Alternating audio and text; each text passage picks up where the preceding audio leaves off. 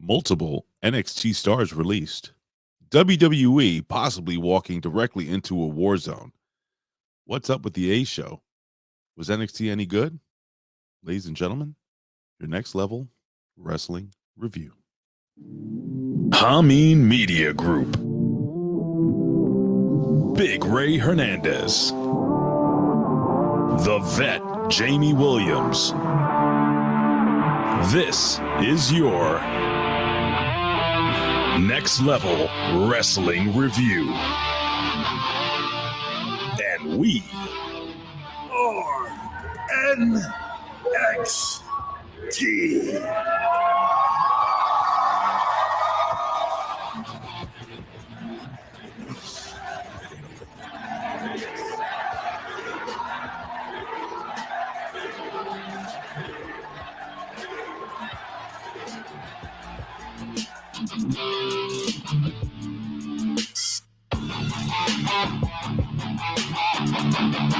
Oh, shit. Hey. Oh, hello. Good morning. Good afternoon, good evening, or good night, or whatever. Ladies and gentlemen, this is your Next Level Wrestling Review. I am the reporter of the people, the man on the planet, Big Ray, here to stay. God damn it, I got to do that again. I am the pundit of the people, the man with the plan. Big Ray here to stay to talk some lucha libre, which is your Spanish lesson for wrestling today. Man, I was fucking sick. You know, I had Brandon texting me, is everything okay? You know, because he would text me and I would just be like passed out on NyQuil. Ray, are you angry at me? Do you hate me? No, I love you. It's Colin I hate. And speaking of hate, do you remember the gimmick on I forgot what show it was? It did hate. They would snap their fingers. Remember that? Anyway, nobody does. Well, we got the four-time Haters Ball. That's what it was. The Haters Ball. Dave Chappelle, Haters Ball champion. Ladies and gentlemen, The Vet.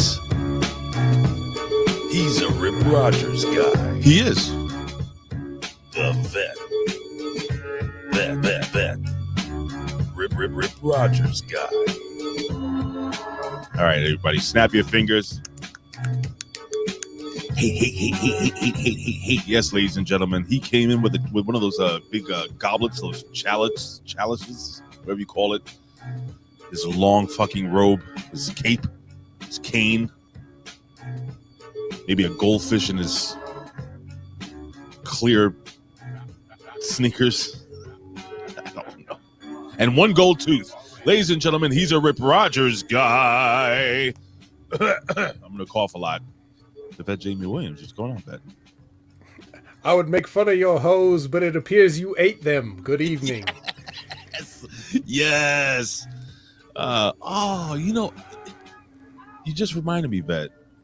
I used to have the soundbite of Matt Hardy. Yes. I got to get that back. Oh, that's all right if you don't. Anyway, buddy. So what the fuck is going on today? Man, I don't know. It's a lot of crazy stuff. I'm pretty fucking excited. Okay. Well, first, like I said, I was sick. So I wasn't excited about that. That sucked. Right. So I made that sound like myself. What I am excited about is that the A show is going to be watchable. Oh. In 2 weeks. In about 2 weeks. But Ray, whatever do you mean by that? Well, my fine friend, apparently, hold on, somebody's knocking on my door. I'm here to date your 6-year-old. Not yet.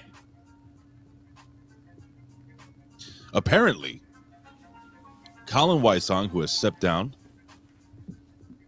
as the host of the A show, handed the keys over to Ben Hameen, who is clearly over the fucked worked. Mm-hmm. He does 911 shows a day. Mm-hmm. He works well over 911 hours. Mm-hmm. Yeah, you'd have Actually, to. I heard he works about, I'm sorry. He works 911 days, 333 hours a day. Okay. So, that I am motherfucking taking over as the host of the A show. Thank you. Oh, shit. Thank you. No. Stop. All right, enough. All right. Enough. All right. Cut it. Sounds like an NXT crowd. Listen, I'm not going to be doing much on that show, bro. And that NXT crowd, I just got that. That's fantastic. That's the same face like the, what's his name, Kip Wilson over here gave. Which one is that one? Is this Kip Wilson? No, Kip Wilson's the... Kip Wilson's the brunette. That's Elton Prince. Elton Prince. I didn't realize how big those guys are. Until we'll talk about the main event. Like, remember like when Edge and Christian were a tag team and they would wrestle normal sized wrestlers? It's like, oh shit, Edge is huge. Right. He's a big guy. God damn it. Vet, what's going on, buddy? How you doing this week? Oh, I'm pretty good. Just getting over a little something myself, so. All right, so it's going around. What is it, AIDS? I had AIDS, a little AIDS. Probably, yeah. It'll be all right, though. What do you take for AIDS? Emergency? Yeah, just that, and get some good rest, That's it. Doesn't exist. Chicken soup. Well, Campbell's? Yeah, Campbell's chicken. Chunky chicken soup is pretty good. It's not bad. It's not bad. I like Mom's, but see, Puerto Ricans don't make normal chicken soup. They add like sazon, pieces of pork, half a sandwich, rice. It's not even fucking soup by the end of the soup. The whole chicken. Yeah. Right? And the beak. Yeah, I was gonna say there's a nice beak floating around in there. This is make you better. The beak. My mother doesn't talk like a Greek woman, like an old Greek woman. But yeah, man, I'm really fucking excited to jump on with April. We had a conversation the other day, going back and forth, kind of discussing like things we want to change. And she kept saying, Colin, change Colin. I don't want Colin back. And I was like, I get it, April. He's not coming back. She was scared. She was like scared. She was like, oh God, I really don't want Colin back. Anyway, I said, don't worry about it. When I touched the camera like he does, because we were FaceTiming. Don't worry. That was the Joe Gacy originally. Yeah. Then my hand went too far down and I got smacked through the phone. Yeah. I've done quite an extensive amount of research. If you type in April Hunter, a lot of interesting pictures and videos come up. We'll discuss that on the A show. Oh boy, this is gonna be good. Aaron Stevens will come in every once in a while, so I'll be working with him too. Oh. So you'll have two guys talking like this. We'll have sexy vampires and a pop in from Noah LaGrasso every once in a while. Yes, there'll be a crossover. And some more fun. We will have they're not called transvestites. What are they called? Transgenders? I don't know anymore. We'll have a transgender on. Somebody transitioning. How about a transgender comedian? That's Latino. I don't know. I'm going to try to book that. I'm just going to be sitting there most of the time, just being like pressing buttons, putting up follow her at this. Here you go, April. I'm not going to be talking much. Well, maybe I will. I don't know. Well, you say that, but I think once the red light is on, we'll see. Because I gotta go into host mode. This is like our show. So you talk a bunch, I talk a bunch. This is her show. I'm gonna do my best to just facilitate conversation, bounce off of what she wants, and just do what we should do. And what that is, we need to acknowledge not only her, but why don't we acknowledge the people in the chat? Acknowledge me. Acknowledge me. You're gonna acknowledge me. You there, sitting at home. Acknowledge me. Well, seems like we have. All right, people are starting to come in now. So I'm just going to go to the very top here. Vet, okay? You can All right. stop me if you wish. Okay. So the very first comment of the day is from the artist. Hashtag the artist. Why? R-Truth, why? We'll talk about that soon enough. Oof, that hurt my. You know what? We'll save it. And then we have Aaron Ben Shlomo all the way from Israel. Some shit going down, brother. Oh, we're gonna talk about this. How do you feel about Riyadh there, Aaron Ben Shlomo? Fan? Me either. We have the lab rat. Fed, what are they tasting? What are they tasting? What are they tasting on lab rat? What are they tasting on it? It's more Halloween candy. They're seeing how long they can push these expiration dates. Mm. You know when the chocolate starts to turn chocolate? You know what I mean? When it's white. Mm. I remember one time. And how long is it still edible? And that's what Lab Rat's going to tell us here. I remember one time my grandfather swore to God that it's fine to eat that chocolate. What do you mean, Raymond? That's good chocolate. It's expensive. Like, abuelo, it's been sitting there for fucking 2 years. Why is it white? It's the sugar. It's coming up. That's what he said. He said the sugar is coming up. That's why you're in hell now, Grandpa. No, I'm kidding.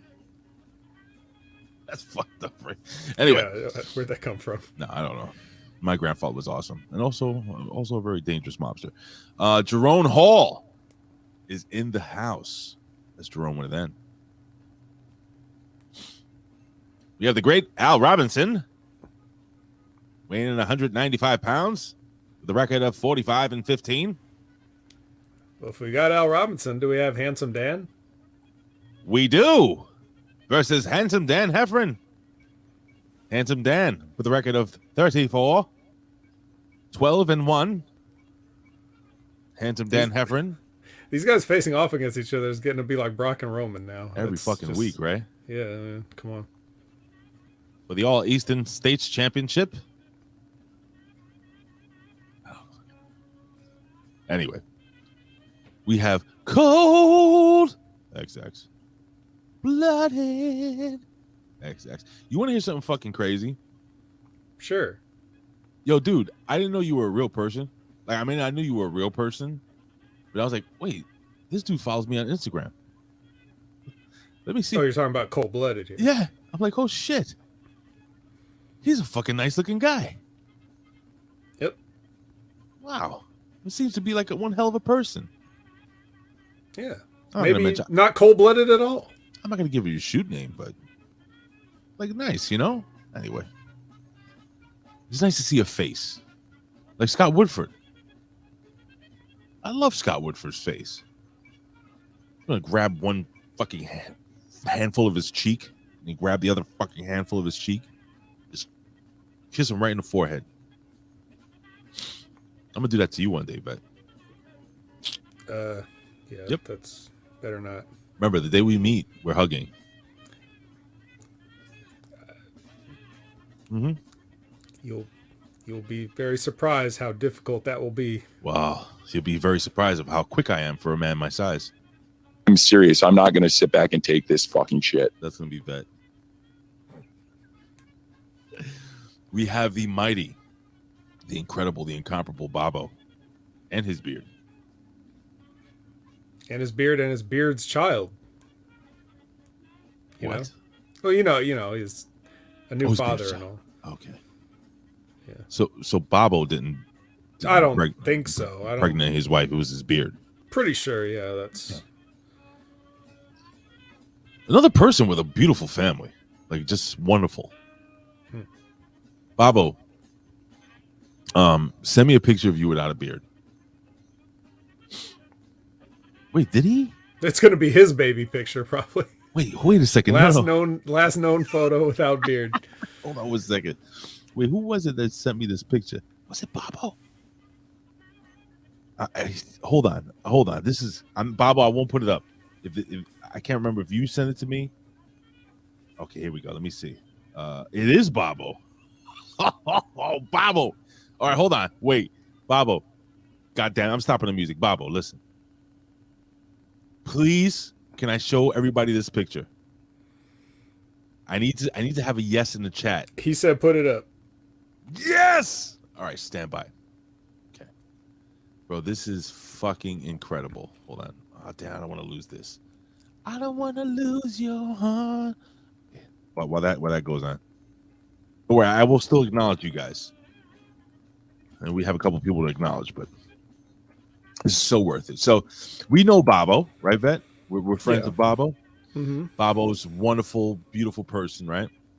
Mm-hmm. All right, so let me just click on this share screen gimmick here. You guys really need to tune in live if you want to watch this type of shit. I mean, seriously, like a late period. Ladies and gentlemen, Bobo. Now wait a second. That's fucking Bobo. That's not the kid from Home Improvement or something? Like, no. Look at this. That is fucking glorious. I just can't stop looking at it. This is straight up. This is from Tiger Beat magazine. What are you doing? Bro, I would. Can we get in trouble for putting up this picture? If I was 14, a 14-year-old girl, I would bang this dude. Wouldn't you? Yeah. Bro, he looks like I don't know, like the Backdoor Boys or Instinct or something like that. Like one of those, hippity hop groups from back in the day, the pop groups. He's 99 degrees. He'd be the sensitive one, right? Jesus Christ. Isn't that amazing? I agree with you, Cold Blood. I mean, this guy, look at this shit. Wow. I gotta stop sharing. I mean, what did I just do here? I just enabled my camera hub. Wow. That was incredible. Bobo, thank you so much for allowing us to share this loving moment. I still have the picture up. That way I can keep looking at it while we're acknowledging the people. Matter of fact, look, I have it right here on my phone. There it is. As a matter of fact, I'm going to make this one of my default backgrounds for my phone. Are you cool with that? One of them. Yes. I have plenty. I have one of you. I have one of you. This. I know. It's all right, fine. so acknowledging. We have Yohimbo.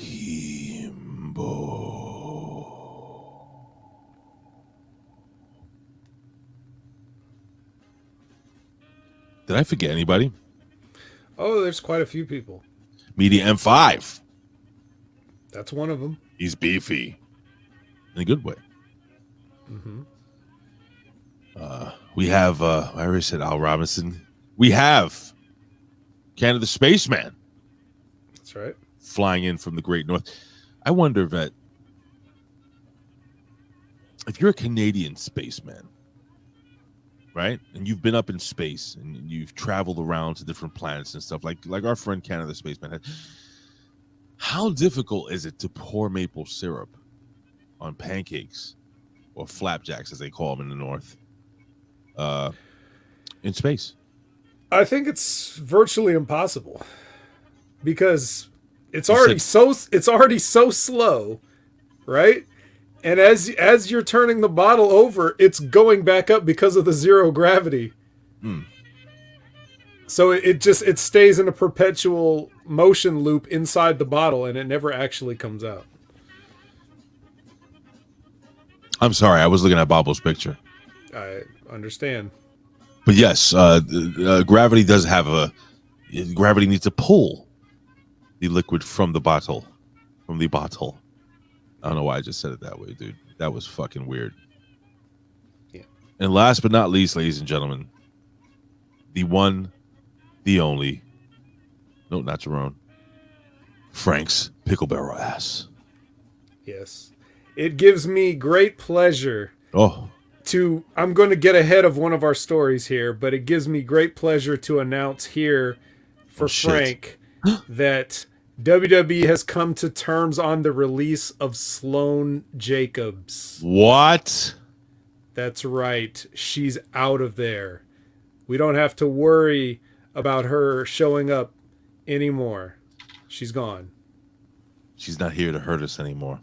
it doesn't give me any pleasure that she has been released. It gives me pleasure to inform Frank that Sloane Jacobs has been released. It makes me happy to do that. So Really? You guys really didn't like her that much? well, he did. And he kept throwing her name out there all the time. Aaron Ben, for real. I was like, who? Right? Oh, Jesus Christ. Well, listen. Are you taking joy in this? Bet being able to announce. Oh, hold on. Hold on. Let me just fade this out. Holding. Buckshot Kid. I'm sorry. You Yeah. were not acknowledged. I apologize, Buckshot Kid. I love you. I genuinely love you. Not in a weird way. He's looking at 3 chats here. He doesn't. Bro. And Ray's sick. And he's looking at Babo's picture. And he's thinking about the A show. Bro, I got So- April Hunt on my mind. I got this fucking thing pulled up. That thing fucking pulled up. Again, Babo, who looks like a wet ass pussy walking. Now, not him himself. I'm just saying, like, when women see him looking like that, their vaginas become soaked with love juice. Yeah. And even with all that, he still did remember you, Buckshot Kid. So, Yeah. Well, he popped up, so. yeah. Acknowledge me. Okay. Just. You really didn't like that whole thing when everybody broke down on SmackDown? You're not being very oozy, my friend. What happened? Did you like when? Oh, you mean when they were all laughing? Yes. Like when they cracked? Yes. Did I say I didn't like it? I don't know. I assumed you would. That's legit.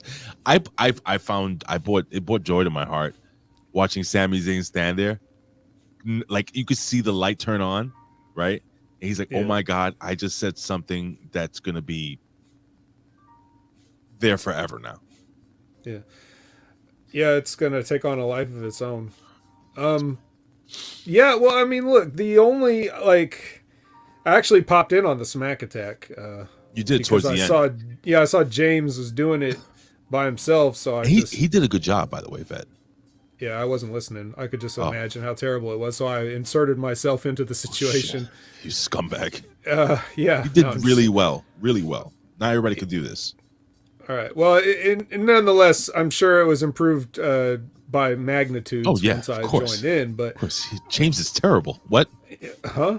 So, but I said on the episode, if you didn't actually end up getting a chance to see it, the only good thing that the WWE is even doing is anything involving the Bloodline and all those guys. It's almost, and I even went as far as to say that it's so good that it exposes how bad the rest of the show is by being next to it. So it's almost like it's hurting the product by being so good. I mean, bro, what can you say? I'm sorry, but it just lends to show you, like, the levels. There are levels to this thing. And I could see a segment like that just falling apart. And I'm not going to mention certain companies. Let's just say a company, 3-letter companies. I can see that shit just falling apart. But no, Roman embraced it. He said, no, come over here. You know, Jay is clearly cracking. He goes, "You lost your inner Uzi?" Fucking gold, dude. And he went with it. And guess what? They'll have t-shirts. They have Uzi fruit gum. Yeah. Big gonna crossover happen. opportunity, yeah. Oh, yeah. It's going to be good times, man. Anyway. And then there's the rest of everything, including this show. So, Bet. Wonderful. So. oh, and just to answer a quick question, Oh, shit. Jerome is asking, where is his twin, Lizbeth? Oh, yeah. But Liz has informed us, Jerome, and you should know this, even if it's just between your twin psychic link, you should Right. know that she's traveling home today. It's week 2. Yeah, so we're hoping that Liz lands safely and everything goes smooth, and she'll be back with us as soon as possible. She's popped up here and there, whether it was, Impact Attack or my own Twitch chat or whatever, just to say hi, so we know she's been having a good time and having fun. But she's doing a travel day right now, so yeah. Safe travels to Elizabeth. If you're, I hope you're not driving. Hope somebody's driving you. How's that sound? I think the pilot is driving her. Oh, giggity! All right. Yeah. I mean, Quagmire was a pilot. Remember when you got? This is Glenn Quagmire. We're gonna be flying at 42,000 feet. It's 61 degrees over in Tampa, Florida. Wherever. No, you remember that episode when Peter? Probably. When Peter pulled the fuel out of the plane and put it in his car, Quagmire takes off and the plane starts crashing because there was no fuel. No, anyway. Yeah. Ladies and gentlemen, I have one question for you. Are you ready? No! I said, are you ready? This is the 3 Count with today's biggest stories in pro wrestling, world news, pop culture, sports, and more. And now, back to Big Ray and the Vet.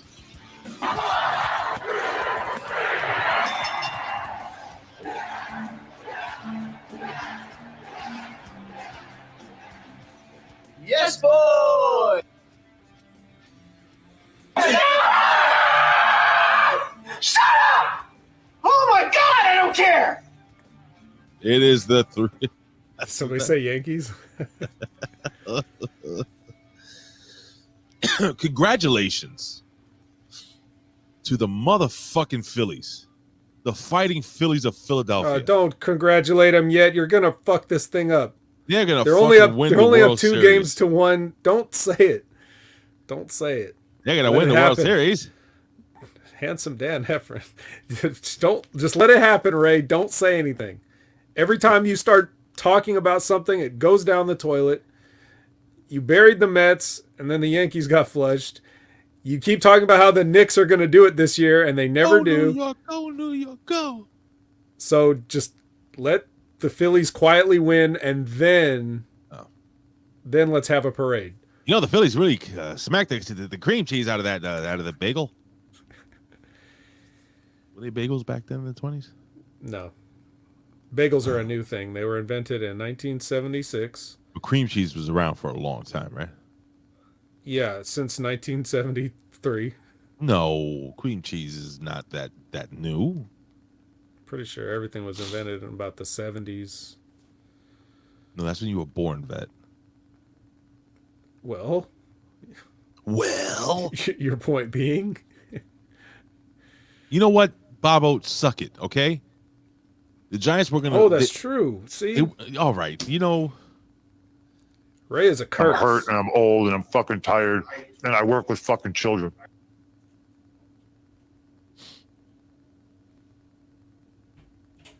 Cuphead, very good.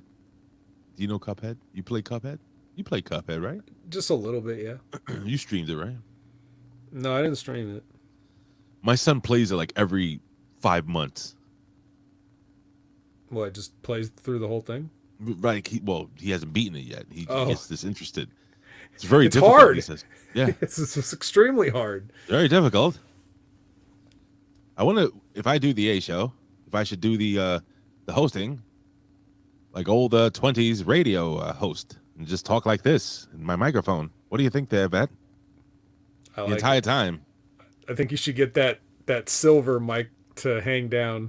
Well, I have one. I'm not gonna look for it now. Yeah. I do have that one. I don't use it because the sound quality is not as good. Well, you can just use your one that you have and just have that there as like decorative, you know? I have a Smart. fishing pole. that I can fucking. I swear to God. So what I can do is off. I can do the. You'll see my shoulder moving, but it'll lower it here. That's a fucking great idea, Fed. I'm glad I thought of it. All right. Hey, speaking of great ideas, we have a couple of people that I think was a great idea that got released. Oh. Yes. Well, we heard one of them. That's the important one to get that out of the way. But who else? Well, let's see if I have here. It says here, according to whatever the hell this news site is, WWE NXT releases 5 wrestlers from contract. This is from ringsidenews.com. I could have got it from anywhere else, but I'm going to give them credit because this is the first one I popped up, and nobody likes them. They're terrible at what they do, and I don't know who Gung Jong Nath is, but I'm sure he has a very hairy gimmick. Just seems like the type of guy that would have a hairy gimmick. WWE recently, all right, I hate when they fucking do this. All they're doing is fucking just copy and pasting PW Insider. So you know what? Fuck it. This is Who is just copying the official WWE website. This is all right. This is a PW Insider report. Forget about the website I told you before. PW Insider, Jesus Christ, recently provided the list of talents who are no longer with WWE. Bodie Hayward stood out in one of those vignettes. With his facial reactions. But all right, it's fine. Sloane Jacob, 19-year-old Pennsylvanian professional wrestler. Now, you said you hate her. And I never said that. Oh, you said you hope she would permanently get injured. Never said so that she either. wouldn't wrestle. No? No. That must have been Ringside News that said that. Wasn't she the notorious Mimi? Allegedly. If anyone knows who the hell that is. So tell me about this Sloane Jacob character. What was wrong with her? Why do you think do you think it's justified that she is released? We'll break these down here. Well, like if she's really 19, I mean, come on. Like, well, so is what's her face? Asian gimmick Joanna. Yeah, but I guess Sloane's just not picking it up to the degree that that they would like. I mean, I didn't know she was that young. That explains why she's rotten, but still, I don't know. Just not very good, but you know, that's the whole, I don't know why somebody like that would even get signed, to be honest. Let me ask you, have you been around a young kid like that when you were training at OVW and they just weren't picking it up? Like, what do you say to a kid like that?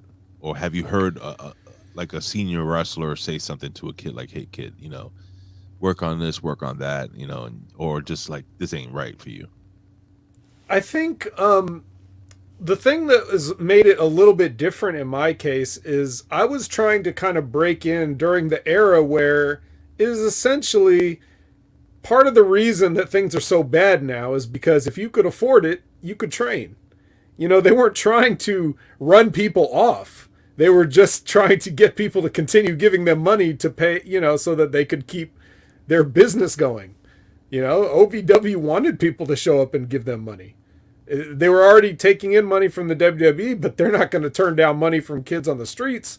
So basically it became to a point where, you know, you pay to be a wrestler at some point. And that's why we have all the people that we have now on AEW Dark and everything, because there was nobody to filter these kids out. There was no Hiro Matsudas to break a Hulk Hogan's leg or whatever, you know, they're like, oh, you got money? Come on in. And then they make the kid take a bunch of bumps and laugh at him and take their money. So what I'm trying to get to is it wouldn't be my place to say, hey, maybe you're not cut out for this, because I'm one of the people that's like, yeah, I'm paying to train too. I'm trying to make the most of it, but you know, it'd be hypocritical coming from me to say that. And I mean, maybe some of the other kids got private conversations with other people or whatever, but a lot of them just kept showing up, and no matter how bad they were, if they had their $40 a week, hey, get in there. Yohimbo, we're getting there. speaking about that. All right. All right, fair enough. We'll continue. So apparently there's a guy named Ru Feng. Yeah, you remember him. It says WWE says let me see.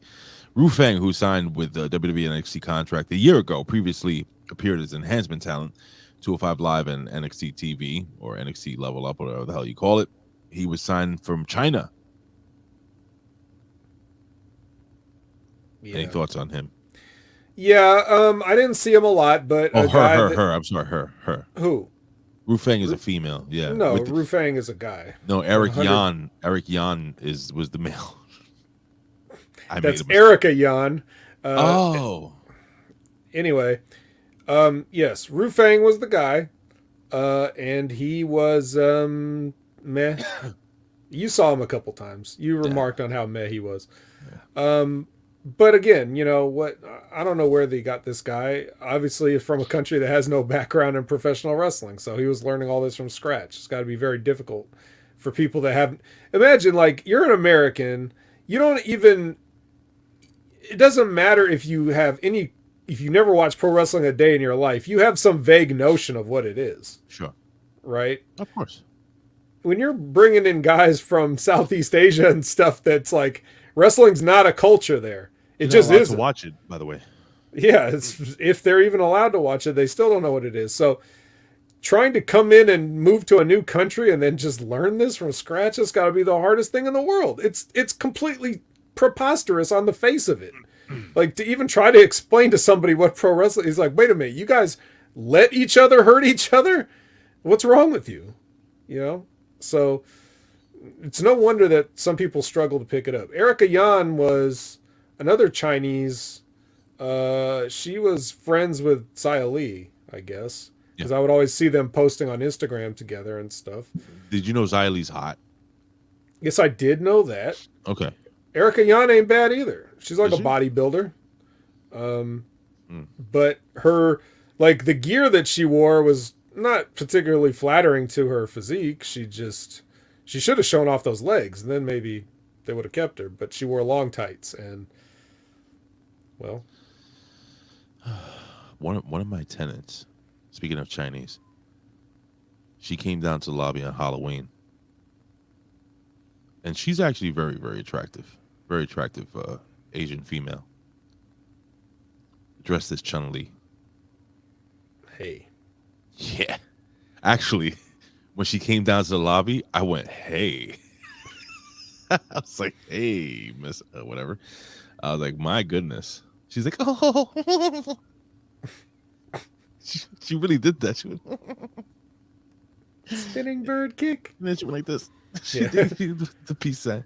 It was fucking adorable. She was like, I don't know if you're old enough to know what I am. I'm like, you're fucking Chun-Li. I'm like, you are the character that I beat Street Fighter 2 with the first time. That's right. So, spinning bird kick. What did she say then? Yatta. What does that mean? What does that mean? It means I did it. Really? Mm-hmm. Yeah, I'm not. I really don't know. It was kind of hot, though. Anyway, what are we talking about? Who's Damaris Griffin, a 26-year-old talent from Texas who made several appearances on NXT Level Up? And he had not even. Everybody's not a woman, right? Oh, my God. He had Damaris. This dude's name is Damaris. Yeah. All right. He hasn't been wrestling with the company for not even a year. We're getting to the big one here. But go ahead. I'm not sure that I even saw this gentleman. I might have, but if I did, I didn't. Let's put it this way: I never saw anybody that made me stand up and take notice. So that would probably include him. You know, artist, you're right. I may be looking at that, but I am seeing April. November 23rd. We're going to be going live 4 p.m. Eastern Standard Time, drive time for moving forward. So a lot more people should be able to actually listen instead of, coming on super late. Wednesday's hump day, as we say here in America. So we picked that day. So I'm going to be doing this show live with the vet, taking a couple hours break. and then jumping back on with April, and you'll be able to catch her here, I believe, on Big Vito brand on the A Show channel. We're gonna be spreading this. We're gonna be spreading her. We're gonna be spreading the show. What? To watch it. What did I say? Anyway, let's get to the big one here. That's what she said. No. After she was spread all over. Oh God. Bodie Hayward. Now this is a shocker. Bodie Hayward was released by the WWE NXT, and I did some digging. I know you got your Chase U shirt. I'm gonna play you. He went on Twitter, okay, and he put up a little 57-second video explaining himself. Now, when I saw this video, I started digging. Now, just so you know, me and Vet, I think I had discussed this off the air with you. It seemed to, or I think we texted or whatever, and maybe it was, maybe he had an attitude problem, but that's not what I'm hearing. Okay. I mean, sure, he was a kid, but let's put it this way, because I can't verify this 100%. He's a young, good-looking kid making a couple of dollars, in great shape, and he's in Florida. Now, I'm not saying anything like sexual or anything like that, but sometimes a kid his age will party too hard. Let's play this clip right off of his Twitter. And here we go. And by the way, you can follow him on at WWE Bodie Hayward or Bodie Hayward WWE. Not anymore. He's going to have to change that one. Former. Oh, he already updated. Look, former WWE superstar Bodie. Well, he was not. He was more of a NXT superstar. Right, Vet? Well, I mean, one company owns everything, so. I almost have as many followers as Bodie Hayward. Here we go. Let me just make this big. Well, that didn't help much, but here we go. That's also what she said. Yes, here we go. This is Bodie Hayward. What up, Brodies? It's your boy, Bodie Hayward. Brady Booker here to tell you that I was just released from the WWE.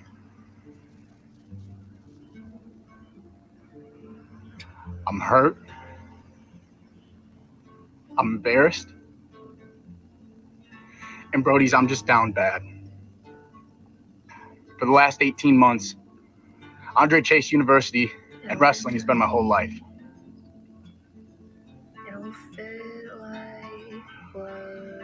But I am no stranger to adversity. Adversity is something that has come up my whole life, and I've always found a way to get on top. That's what she said. I will do it again. I'm Brady Booker, and I'm here to stay. I'm hurt and I'm old and I'm fucking tired and I work with fucking children. That's where I thought he was going with that. First of all, why is there music? It's on his TikTok. Like, you want to be just genuine about something, and then you've... Is this a work, Vet? I don't think so. Oh. So what'd you get out of this, Vet? Nothing. I got nothing from this.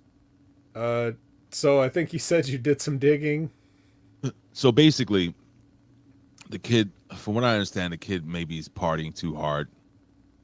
Didn't show up where he was supposed to be at certain times. Does that make any of this making sense? I can't say too much because I don't want to, get misquoted. And just, he partied too much. Okay. He was living the life of a young 20-year-old kid out of college. What do you expect? Just trying to live the Chase U gimmick, I guess. Let's be real. Bodie Hayward is a very attractive young man. I'm sure he gets tons of attention from whomever he identifies to hang out with. So, but you were going to say something. No, I just, in our private conversation, I had said, well, he sucked, but that's probably not the reason that they would release him, because lots of people suck. It's there's probably something extracurricular going on where they, it sounds like they thought he might be a liability. And it's one thing when you're a liability, but you have talent. they'll give you a few more free passes than a liability with zero talent. So, I'm not saying he has zero talent, but okay, well, I'm kind of saying that, I guess, now that I hear it out loud. But yeah, he struggled to pick this up. He was mostly good at waving a flag, and they can get anybody to do that. So you're going to see a lot of this if they're going with that next in line program where you're trying to recruit like young college athletes or whatever who don't care about wrestling and are, again, just like a person plucked from Southeast Asia, has to learn the entire concept from scratch. You're going to see a lot more releases coming forth. So I'm afraid I've got some bad news. There are going to be more releases. Now, this I can discuss because this I almost confirmed. What kind of confirmed? No, I confirmed it. So this is soft the way, confirm. It's a soft confirm. This is the way WWE is going to be doing it now. You know how they do these mass releases with 10, 20, 50 people at the same time, one shot? They're not going to do it that way no more. They're going to start releasing people based on their work.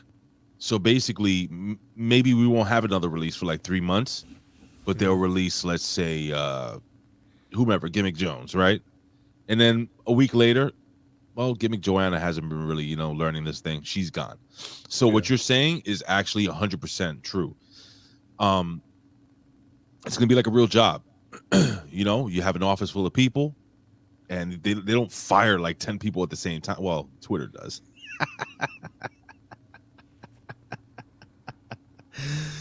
Fucking Twitter. Elon. But in most cases, Vet, they're just gonna be basing it on individual. So yeah, Duke Hudson still has a job, and we'll discuss that, I think, later on. Final news story of the day that of any importance. So as you know, Vet, WWE is traveling to Riyadh, and this is some real like crazy news right now. Have you heard what's going on with Iran? Not really in detail, no. Okay. So again, this is a PW Insider. Iran issues warning of imminent attack to Saudi Arabia ahead of Crown Jewel. Well, that's very nice of them. Right? They let them know. Yeah, like, hey guys, we're gonna attack, so just be prepared for that. Sounds exactly like what you would do in war. Right. And then we have Riyadh's their retort was Back the fuck off! So we'll see how that works out for them. But this is serious. Like it's No, I'm serious. I'm dead serious. No, it's more. And we serious like a late period. Crown Jewel 2022 takes place in Riyadh, Saudi Arabia at I can't say this. What is this? Marshall Park, November 5th. That's this Saturday, depending on when you're listening to this broadcast. When you're listening to this broadcast, November 5th. This is the final pay-per-view. All right. So, according to the Wall Street Journal, Saudi Arabia informed the U.S. Of their knowledge regarding an impending Iranian attack. According to the article, the attacks are intended for targets in the kingdom. What does that mean? Like Cody Rhodes? They're going to attack Cody Rhodes? Yeah. Okay. Now's a good time, too, because he's still recovering from his titty injury. Yeah. Got it. Whoa, baby. The United States, Saudi Arabia, and several other neighboring states have raised the level of alert for their military forces as a result of the warning. The National Security Council spokesman addressed the warning of imminent attack. I'm going to read this verbatim here. It says, "We are concerned." Should I read it like Ota? "We are concerned about the..." No, okay. I'll just read it normal. "We're concerned about the threat picture." Okay. "And we remain in constant contact with the military intelligence channels with the Saudis. We will not hesitate to act in defense of interest and partners in the region, so on and so forth. So now, Vet, do you still fucking go? Does who go? WWE. Yeah, I think they kind of have to. Huh. Well, that's fucking like. Let's be honest, bro. Like, you got your WWE superstars going into possibly one of the like if I was, let's say if I was Iran, right? And the Iron Sheik said, "Hey, Bubba, I want you to bum, whatever, the Riyadh. A big giant arena full of 95,000 people would be perfect that are just sitting there and yelling." Yeah, but it doesn't look good on the world stage to murder civilians like that. If you're gonna attack a country, you should probably attack a military installation of some kind or something strategic like that. People trying to have a good time doesn't look good. You don't want the entire planet to turn against you. I don't think Iran has that kind of stroke. But ain't the prince gonna be there? The prince ain't he gonna be there? Yeah, but I mean, that's still like no one's gonna be like, oh well, that's fine since the prince was there. That made sense. No one's gonna be okay with it. It just seems like a little bit. It seems like a lot of tough talk is what it sounds like. I don't think Iran's gonna attack anybody. Furthermore, I would think that you brought up the Iron Sheik. He would be the one to kind of smooth this over. Like, hey, don't attack WWE. I am Hall of Famer. Yes, 3-time AAU champion. Yeah. So Olympic medal. Yeah. So I think this is much ado about nothing. Iran's not going to do shit. I don't know, man. I still find it like kind of scary. I don't know. The artist over here jumps in. He says, "Of course they do. They did tribute to the troops during the Iraq War. Just make sure air raid sirens are ready." And then we have Gam Wolfers. Hey, Gam, what's up, buddy? Long time no smell. And I sure you smell like candy rain. WWE is going to happen in Riyadh. There was a rocket that hit an oil plant from Yemen rebels during the F1 Saudi Grand Prix weekend. The race went on. Well, Aaron Ben Shlomo, you're very close to home there. What do you think, buddy? You think it's going to pop off? Huh? All right. I don't know, man. Cam Wolfers. I missed him. Usually we have 20. We have 21, and it popped up 22. We're missing. It's just empty without Elizabeth, though. Yeah, she'll be back soon. You promise? Well, I think she promised. Well, we have breaking news here. Gam Wolfer says today is a fantastic day. Oh, I didn't know that. Well, I got news for you, brother. Actually, I'm afraid I've got some bad news. It's time to review NXT.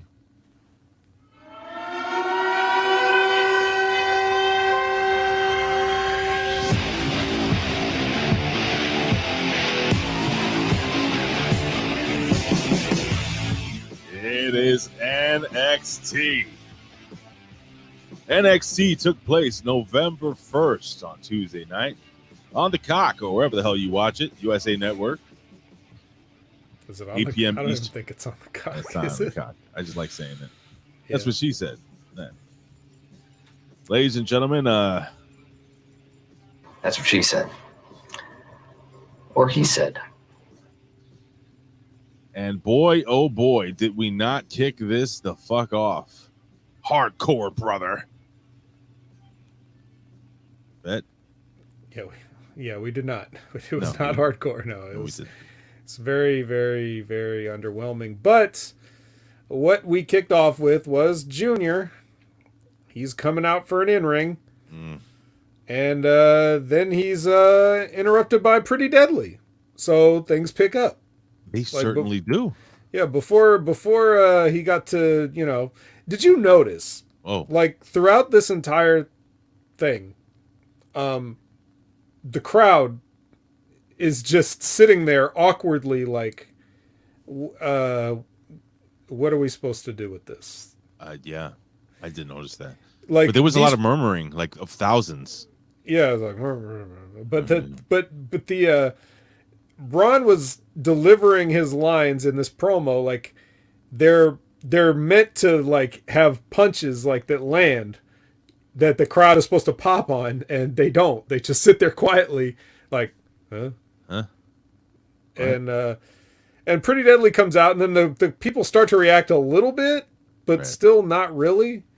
And then Wes Lee comes out, and people they react because they feel like, oh yeah, we're supposed to like this guy, right? And then he starts talking, and then they're like, yeah, no, we don't like him either.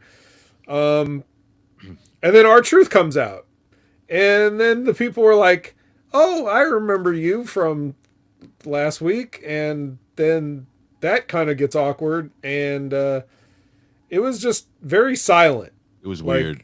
It was silent, and it was punctuated by the fact that they were trying to get people to pop by the way they were talking, and it just wasn't working. So, not a great open here. No. Not a great open. I agree with you. It was weird. Like everything you said there is actually fucking legit, right on the spot. I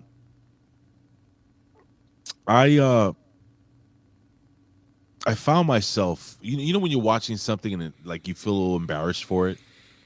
Yeah, that's everything in wrestling for the past 20 years.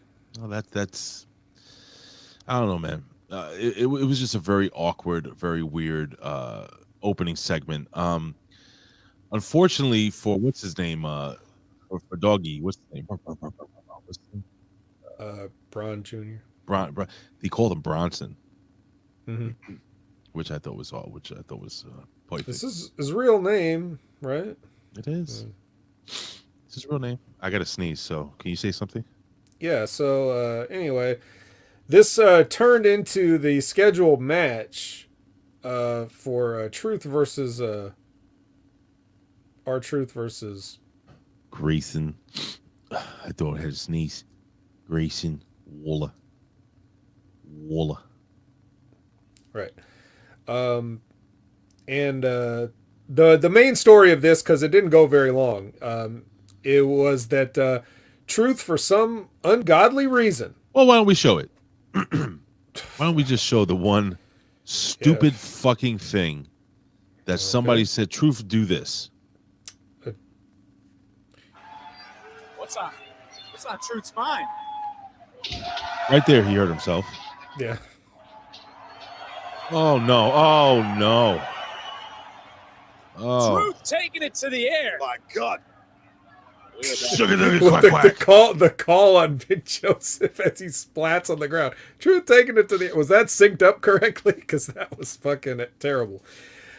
Oh, man. So, first of all, to your point of saying someone told R-Truth to do this, nobody should be telling R-Truth to do anything in his match. So that would mean that this is either somebody suggesting it to Truth or him just wanting to do it because he probably feels like, hey, I still got it, right? Yes. Thank you. Thank you, Mr. What's the Chase U guy? Andre Chase. Thank you, Mr. Andre Chase. When I was watching this match, and again, I'm watching it on the train, so I'm avoiding crack smoke, from the people on the train. I'm saying to myself, and tell me if you didn't see this, R-Truth never looks like he's lost a step, right? Well, I mean, how are we supposed to know when he's busy running with all the extras in the back for the 24/7 title? Like, when do we even see him do anything anymore? Right. The guy never wrestles. The guy's what, 50 now? Almost 50? Bro, he looks like he's in great shape. Mm-hmm. There's a difference between looking in great shape and being in ring shape. You've mentioned this 1,000 times. He looked to be half a step slow, or even a step slow. How dangerous is it, Vet, trying to wrestle this type of match, being half a step or a step slow? Well, I mean, I think you saw it. Just to provide the context for this, what happens after this is they go to break, and Grayson Waller tries to buy time throughout the break in picture. He's doing somersaults and flips, and he does the spinneroonie to Booker T, and he's doing everything he can to like let them figure out if Truth can actually finish this thing. And then when they come back from break, they basically stopped it. And it's like, nope, he sure can't. So rather than get him out of here during the commercial break, we wait till we come back and then whatever. And then Waller gets on the mic and tries to cut a promo to fill the rest of the time or whatever. So they just end up stopping the match. This is like the second match we've seen in the past couple months that gets a shoot stoppage. Another one featuring Tony D'Angelo, which is why he's on the shelf right now. And now this, where we've got these two awkward things. Now, the Tony D'Angelo thing, nothing crazy happened in it. It was just crazy that it happened. That was a freak accident. Yeah, this was not a freak accident. This was on purpose. Truth, like, not only did he not get enough air to clear the thing, but Waller was sort of alligator armed in there because I don't think he thought he was going to come up that short. So, like, he probably could have, he would have looked really stupid, but maybe he should have dove under R-Truth to protect him or something. Him, right? No, you're right, Vet. I thought the same thing, buddy. But I mean, in that moment, sometimes you just, I don't blame him because you really, sometimes you're just caught looking like, I can't believe this is happening right now, and you're stunned. Like, you don't expect that this is going to happen. So, I can't blame him too much, but it is a little bit on him. But it's really more on R-Truth because at the end of the day, anyone saying, hey, R-Truth, do a tope, he should be like, nah, dog. Because that's not how R-Truth gets over. We know he's a good athlete. We know he's been a good athlete. He's still not known for topes, really. Like, that's what I'm saying. That's signature of his that he feels like he needs to do. But maybe it's probably just something like in your mind you just want to prove that you still got it with the young guys. You see veteran wrestlers doing that a lot. Like, they want to justify them still being in the ring. And hey, Vet. Yeah. Is Homeboy 88 gone finally? Is he gone from where? Because he's been like trying to talk to people, and I told everybody to ignore him because he's an asshole. Oh. But I didn't want to block him. Is he gone? I think he's gone. I didn't see if he's. See, that's how you know sell people, friends. Yeah. So, I think he's gone. That makes me happy. Yeah, look, see, it went from 22 to 21 viewers. Yes. Right. Good. I'm glad. So anyway, yeah. This is above everybody else. It's R-Truth's fault. Like, what are you doing? Just what are you doing, man? When he was doing, so check this out, Vet. Again, it's kind of like in retrospect, like, you know, I'm saying this and you're like, oh yeah, sure, you felt that way. I'll just tell you the truth. When I saw R-Truth, and I'm like, is this guy gonna do a dive? I thought he was gonna go between the ropes. Mm-hmm. Oh shit. Okay, you don't give a shit. Watch this. Blocked. When he went into the ropes, I said to myself, this might not end well. Did you not have that same feeling? That like there was just something inside of you that said, oh shit. This might kind of right like because you said it right there, like he's never, I don't remember him. When's the last time you remember him ever doing a tope suicida, a dive through the ropes, anything like that? I don't know. It's been years. It's not that he's never done it, but you know, I don't know, man. I don't want to kick a guy when he's down.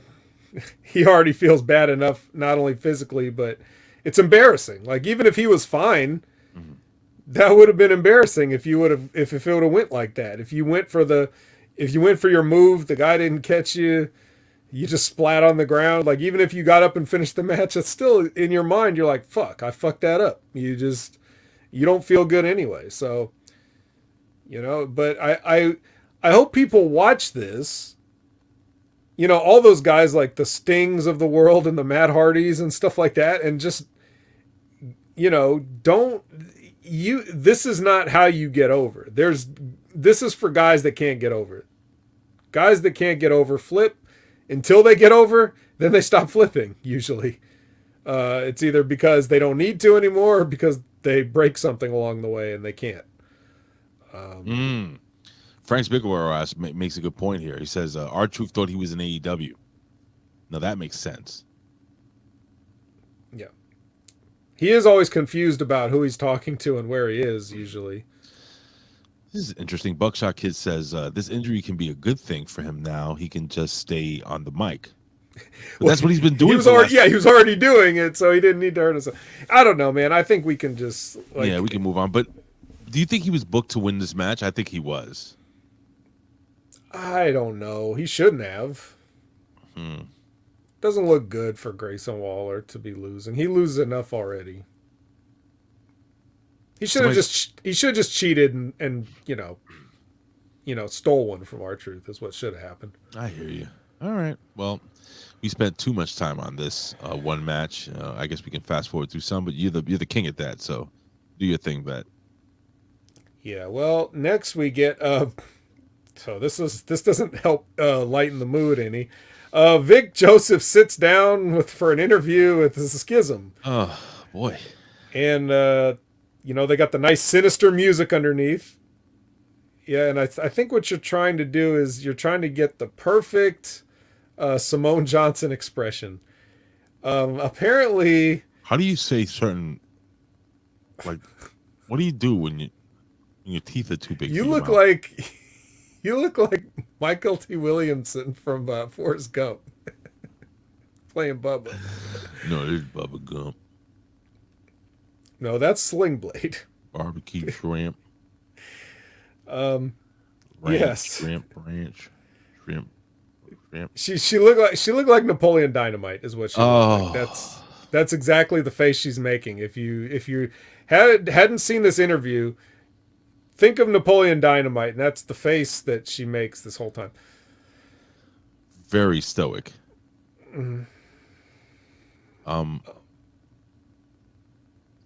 But that's the face. That's the face. Now, the promo itself, I thought she did a fine job, other than the fact that I think this gimmick sucks and I don't like it and I'm not entertained by it. Yeah. But for all things considered, I thought she talked, she sounded good talking. She wasn't trying to be her dad. Well, this one's for Canada Spaceman. I think she was very nice, very evil. Yeah, so that's basically it. And then you got everybody else kind of just it's more of a showcase for her, really. But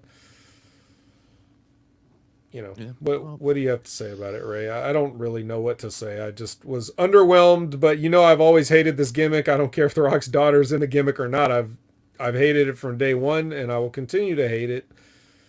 But what about you? What do you think? All right, so I'm not making fun of nobody because I'm not perfect. I am an ugly fat fuck, okay? With that being said, can you make somebody's teeth smaller, like shorter? There may be ways to file them down, obviously, but I would not recommend that. Boy. I would just say keep the big teeth. She's got some big choppers on her. Well, she also doesn't close her mouth, so yeah. Is one a function of the other? Like she can't close her mouth because she has big teeth, or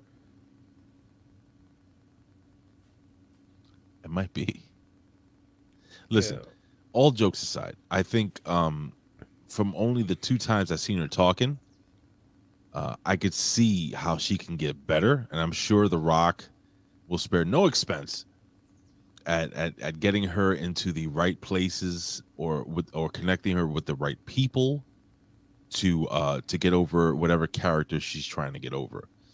And to get this character over, she's going to have to be special. Yahimbo says she cut a decent promo for her experience. Those charismatic genes from The Rock's show. I don't disagree. There's no such thing as a charisma gene, but I don't disagree with him, man. I think she did show something. She was the most charismatic out of all four of the guys, except for the bald guy. There's something about that guy. Oh yeah, Zach Gibson's the one I've been saying he could be main event heel status, like, like if you only want to have anybody besides Roman Reigns or Walter or something, I would throw him in there too as a guy that can carry off the main event heel thing, because people hate that guy. They hate him. Who?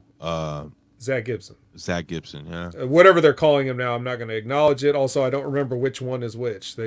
One guy named Rip Fowler and another guy named Staggered Johnson or whatever. I don't know. Staggered Johnson. What the hell? What the? That's a great porn name, by the way.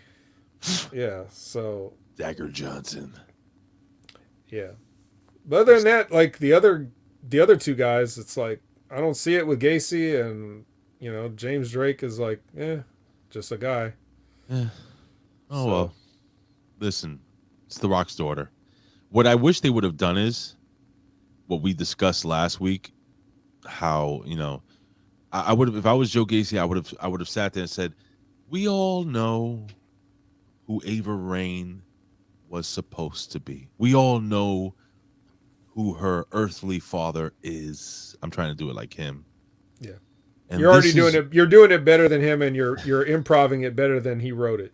But I'm just saying, I would prefer, go to Vic Joseph and Vic, this is why she has taken the name of Ava Raine, and just kind of give like an explanation of why. We all know it's the fucking Rock's daughter. We all know she is Simone Johnson. That was their opportunity to do that. This is what this was. And they missed an opportunity. So those that are watching, is it too late for her to cut a promo? I'm tired. Everybody always, my dad's The Rock, or not to say, but you know who my dad is. And everybody wants something, whether it be a new car, how The Rock's always buying cars for people, or to be in his movies. And they're always asking me, hey, can we get your dad to be in our TikTok? Hey, can we get an autograph from your dad? Hey, we have a special event. Can your dad show up? Nobody cares about me. Well, you know who does care about me? The Schism. And then she did kind of allude to the fact that when she was hurt, the only text messages she got was from her dad. I mean, from Joe Gacy, which is kind of weird because I don't know if she was 18 yet. Right. Also, that's probably a lie just based on the gimmick. You think so? Yeah, I don't think they turned that into. I don't think they turned that incident into an angle. I think they're trying to tie it in. Oh well, listen. All in all, bro, I think she definitely has a future. Bald guy with the white eye has a future. Don't know.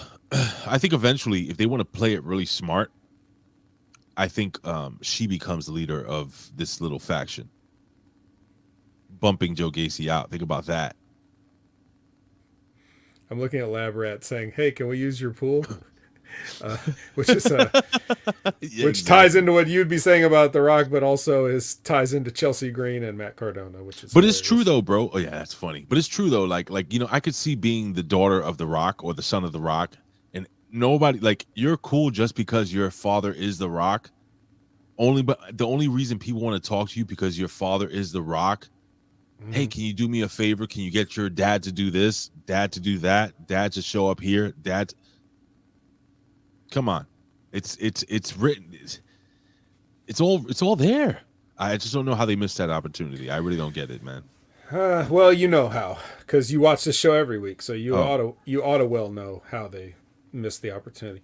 Let me ask you this: What do you think? Sir. What do you think about this? What do you think about? Okay, I know that one school of thought is, which is obviously their school of thought, which is like, we don't like to mention famous dads here. We have a champion that we don't really do it, and we've got another kid now that we're not going to do it. What about going in the complete other direction, where she makes her debut and she's like, I know, I'm the Rock's daughter, Simone Johnson, you know, hey, let me just give it my best. And then, like, it's like she's already over it. And it's almost like a heel gimmick, but she's not really a heel. She just is kind of like, keeps bringing up her dad, like, before everybody else can do it. Like, she keeps beating him to the punch. Like, yeah, I know. Hi, Simone. Yes, that Johnson. Yes. Go see Jumanji 3 coming out next week. You know, just would something like that be better than just the same old generic, you know, whatever this is? Because even if she didn't have a famous dad, anybody could say this promo and be like, nobody liked me, but these guys liked me, so I'm with these guys now. Like, tired, boring, unoriginal. Like, what if we completely go 180 and totally step into the fact, you know, that you're the Rock's kid? Yeah. You like it? They could do that. I mean, what's her name? The girl that got the new gimmicks. That she hasn't been on TV for months. The hot blonde. What's her name? Daddy. That she has daddy. Oh, yeah, Tiffany Stratton. Tiffany Stratton. She's like, I have a dad. Yeah, that kind of. and then Simone's like, well, I mean, yeah, you have a dad. Yeah, I have the dad. Right, the dad, exactly. That, yeah, dude, that would have worked. Dwayne the Dad Johnson. Come on. Yeah, God damn it, goddamn pal. Goddamn pal. I mean, it seems simple to me. You know, I don't know. I've never really revealed my thought process, but what it would be like in wrestling, I always, whether it was me, whether it was anybody else, I always looked at things as like, what can I do that doesn't get done? Right. Because I don't want to just do the same old shit that people are doing. I tried to do things that were a little bit different. Even if I took from something, I wanted to put a twist on it or something. But I tried to, as much as possible, do things that I don't recall seeing all the time. So even if it was an idea for somebody else, I was like, hey, what if you do this or whatever? And it's the same thing here. Like, even when I look at these things, I'm like, okay, this is what you're doing. It's the same old cliche, boring stuff that the WWE always does. Now, what have I never seen? You know, what else can we do that kind of gets the same thing across? I don't know. But no, I think you're 100% right. Yeah, see, so this is why, like, even like producing this show, right? And just real quick, Ray, think about NXT and how nobody really watches this shit. So, like, anything to maybe bring some attention to it couldn't hurt. Okay. I don't disagree. I think everything you're saying is actually spot on. And I don't have anything else to add, actually. Oh. Shit. Well, I wish you did, because next up is Big Body Javi. And God. Rather than talk about him, I was kind of hoping you had something to add. But I fucking like the guy, though. Do you? No. Okay. Well. See the swerve? The so swerve, bro. Yeah. Bro, I don't like Javi. Okay.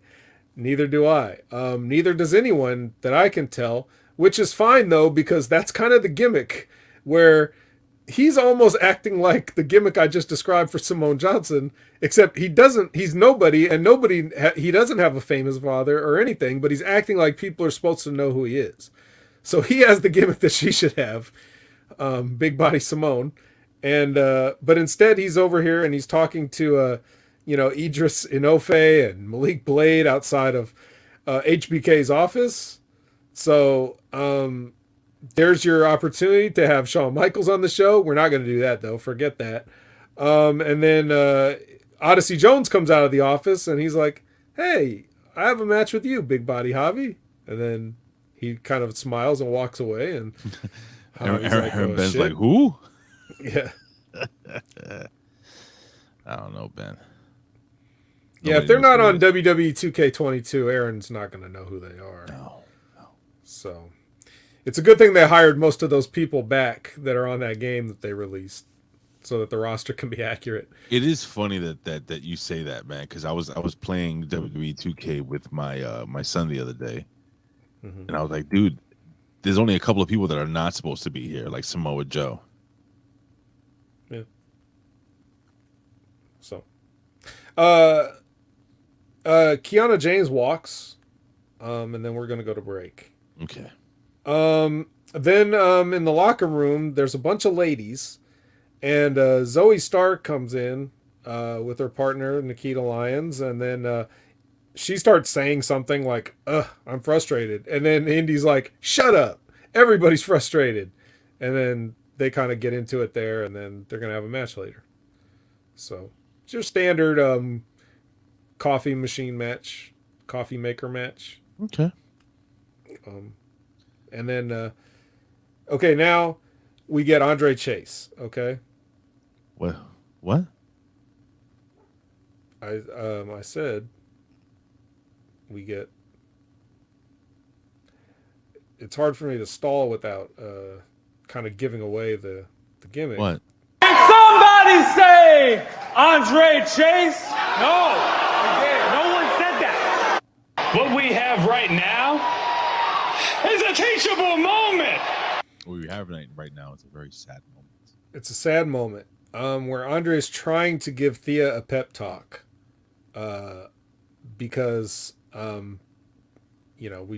we already covered how Bodie Hayward is no longer enrolled in Chase University.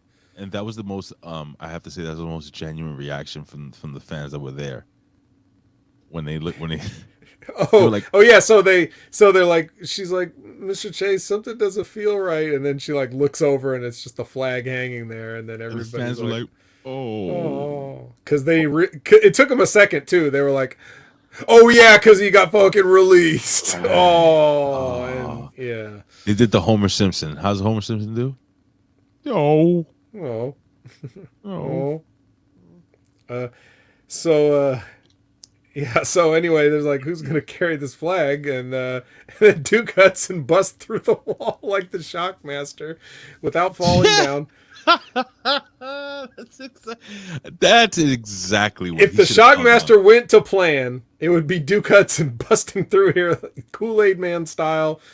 And he's like, "I'll do it, Mr. Chase," and he, picks up the flag, and there you go. Now he has a job, but. Is this the greatest? Okay, but is this the greatest thing Duke Hudson's ever been a part of, though? Yeah, easy. Okay. This is better than the card gimmick, than the casino guy gimmick. This is better than fighter Duke Hudson with the shaved head. This is the best Duke Hudson we're ever gonna get. That's right. Oh, don't forget Wade Barrett's son, Duke Hudson, when he first started. Oh yeah. Yeah, this guy was on Raw in pandemic era. Bro, they just brought him on Monday Night Raw, and we're like, this is fine. This guy can be here. And then they kicked him back out to NXT. I got to tell you, I fucking love Thea Hale. I really do. I love her enthusiasm. She is going balls to the walls, all in. And I think it's fantastic. I think she's great. Mm-hmm. So I don't know how you feel. There are things I want to discuss during this match. All right. With her, about her. You want to jump into the match? Yeah, let's jump into the match. This is Thea Hale versus Kiana James. We know that there's heat because Kiana James wants to purchase either Chase University or land that Chase University occupies or something. Right. So she's scheming on something, but in the meantime, we're going to have a pro wrestling match to kind of settle things for now. Yeah. The note I have on it, well, I'll let you give your thoughts on it first, because I don't have like very specific notes, but. Well, first, one of the things with a young talent I look for is how much they're giving in the ring when it comes to a gimmick. Mm-hmm. And this kid looks like she drank 6 espressos before she jumps into the ring. Now, this is Thea Hale you're talking. Thea Hale. I'm talking about Thea Hale. I don't give a shit about Kiana James, to be honest with you, really. Oh. But, Kiana James looks like a star. She's not a bad wrestler. Just something about her doesn't hit me. I can't connect with her. But Thea Hale's different. So, aesthetically, she's a beautiful young lady. incredible shape, and I think you have to be in really great shape to do so many. How can I put this? When she sells, she oversells, but that works for her. For me, it works for her because that's her character. It's almost like somebody who in real life who overreacts over everything. You know, like this is example. You know, you go to get a coffee with your friend, Mr. Overreact with everything. He takes a sip. Oh God! It's so hot. Your friend Ric Flair, right? And then you look like, relax. You know, relax, Jimmy. It's not that bad. Oh God, so hot. This is her. I think the children call that being extra. Right. If they haven't moved on from that word yet. Right. I think that's what they were calling it. I think they're still doing it. Speaking of, it's on its last legs though. It's probably on life support, especially since we've now said it. They'll move on from it very quickly. Speaking of children, Vet, I'm gonna have to discuss this, and I like doing this stuff on air. Okay. I'm gonna have to discuss your relationship with a certain video game podcast. Okay.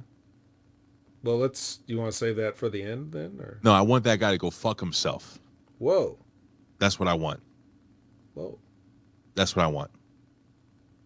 Disrespectful fucking prick. Whoa. No, whoa. I'm serious. Okay. So I'm just putting it out there. Go fuck yourself. He's putting it out there. Go fuck yourself, you fucking prick. Fucking child.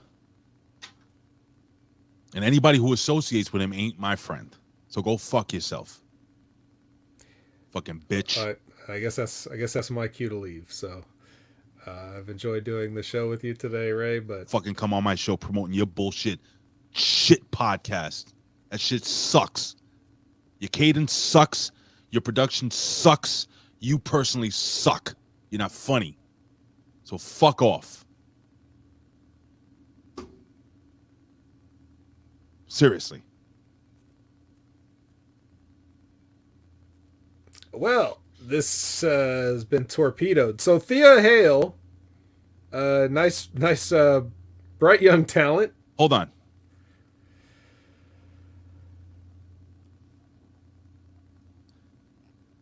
See this piece of shit right here, guys? See that piece of shit? No sell him. I'll do the selling. All right. Now we're done. Any other thoughts on the match with So I like the way she sells. I think she goes all in, balls to the wall. I think the kid really fucking she cares. Like you could tell she genuinely, wholeheartedly cares about this character and what she's trying to portray, what she's trying to put over. She's giving everything, and I love that. Even when she takes a bump, she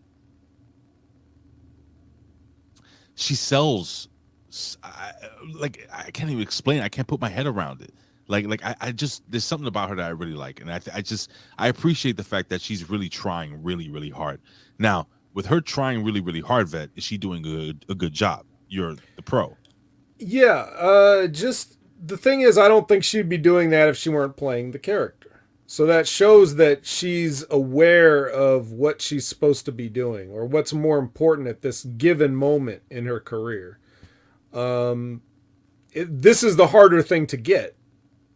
Because they can teach a chimpanzee to do the moves, but then you just get AEW Dark. So with her having the character and involving the character in what she's doing in the match, that's more important.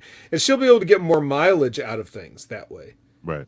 Like the overselling that you're talking about, she can really play that to her advantage. And I want to talk more in depth about selling and how important it is, and how important mileage out of the selling is in our main event match later. But this match here it's just too fast, I think, is the problem with it, because and they probably should have had some extra time, because I'm sure that that R-Truth match was probably supposed to go a little bit longer. So I don't know if they really needed to rush it, but it was just a lot of stuff happening really quickly. And that's sort of a perpetual thing. Like, you keep doing these things quickly, you have to keep doing more things because you're not taking enough time. So now you have to fill the time with more stuff. Anyway, so in the finish here, Duke is out there, and Kiana James hits her finish on Thea Hale, and Duke puts her leg on the rope to avoid getting beat. And Andre Chase is like, we don't cheat, and sends him to the back, like, for interfering. And so Duke agrees, and he goes to the back. And then Kiana James just hits her finisher again and wins, this time in the middle. And then Charlie Dempsey, if you remember him, William Regal's kid, comes in. And can I just say something?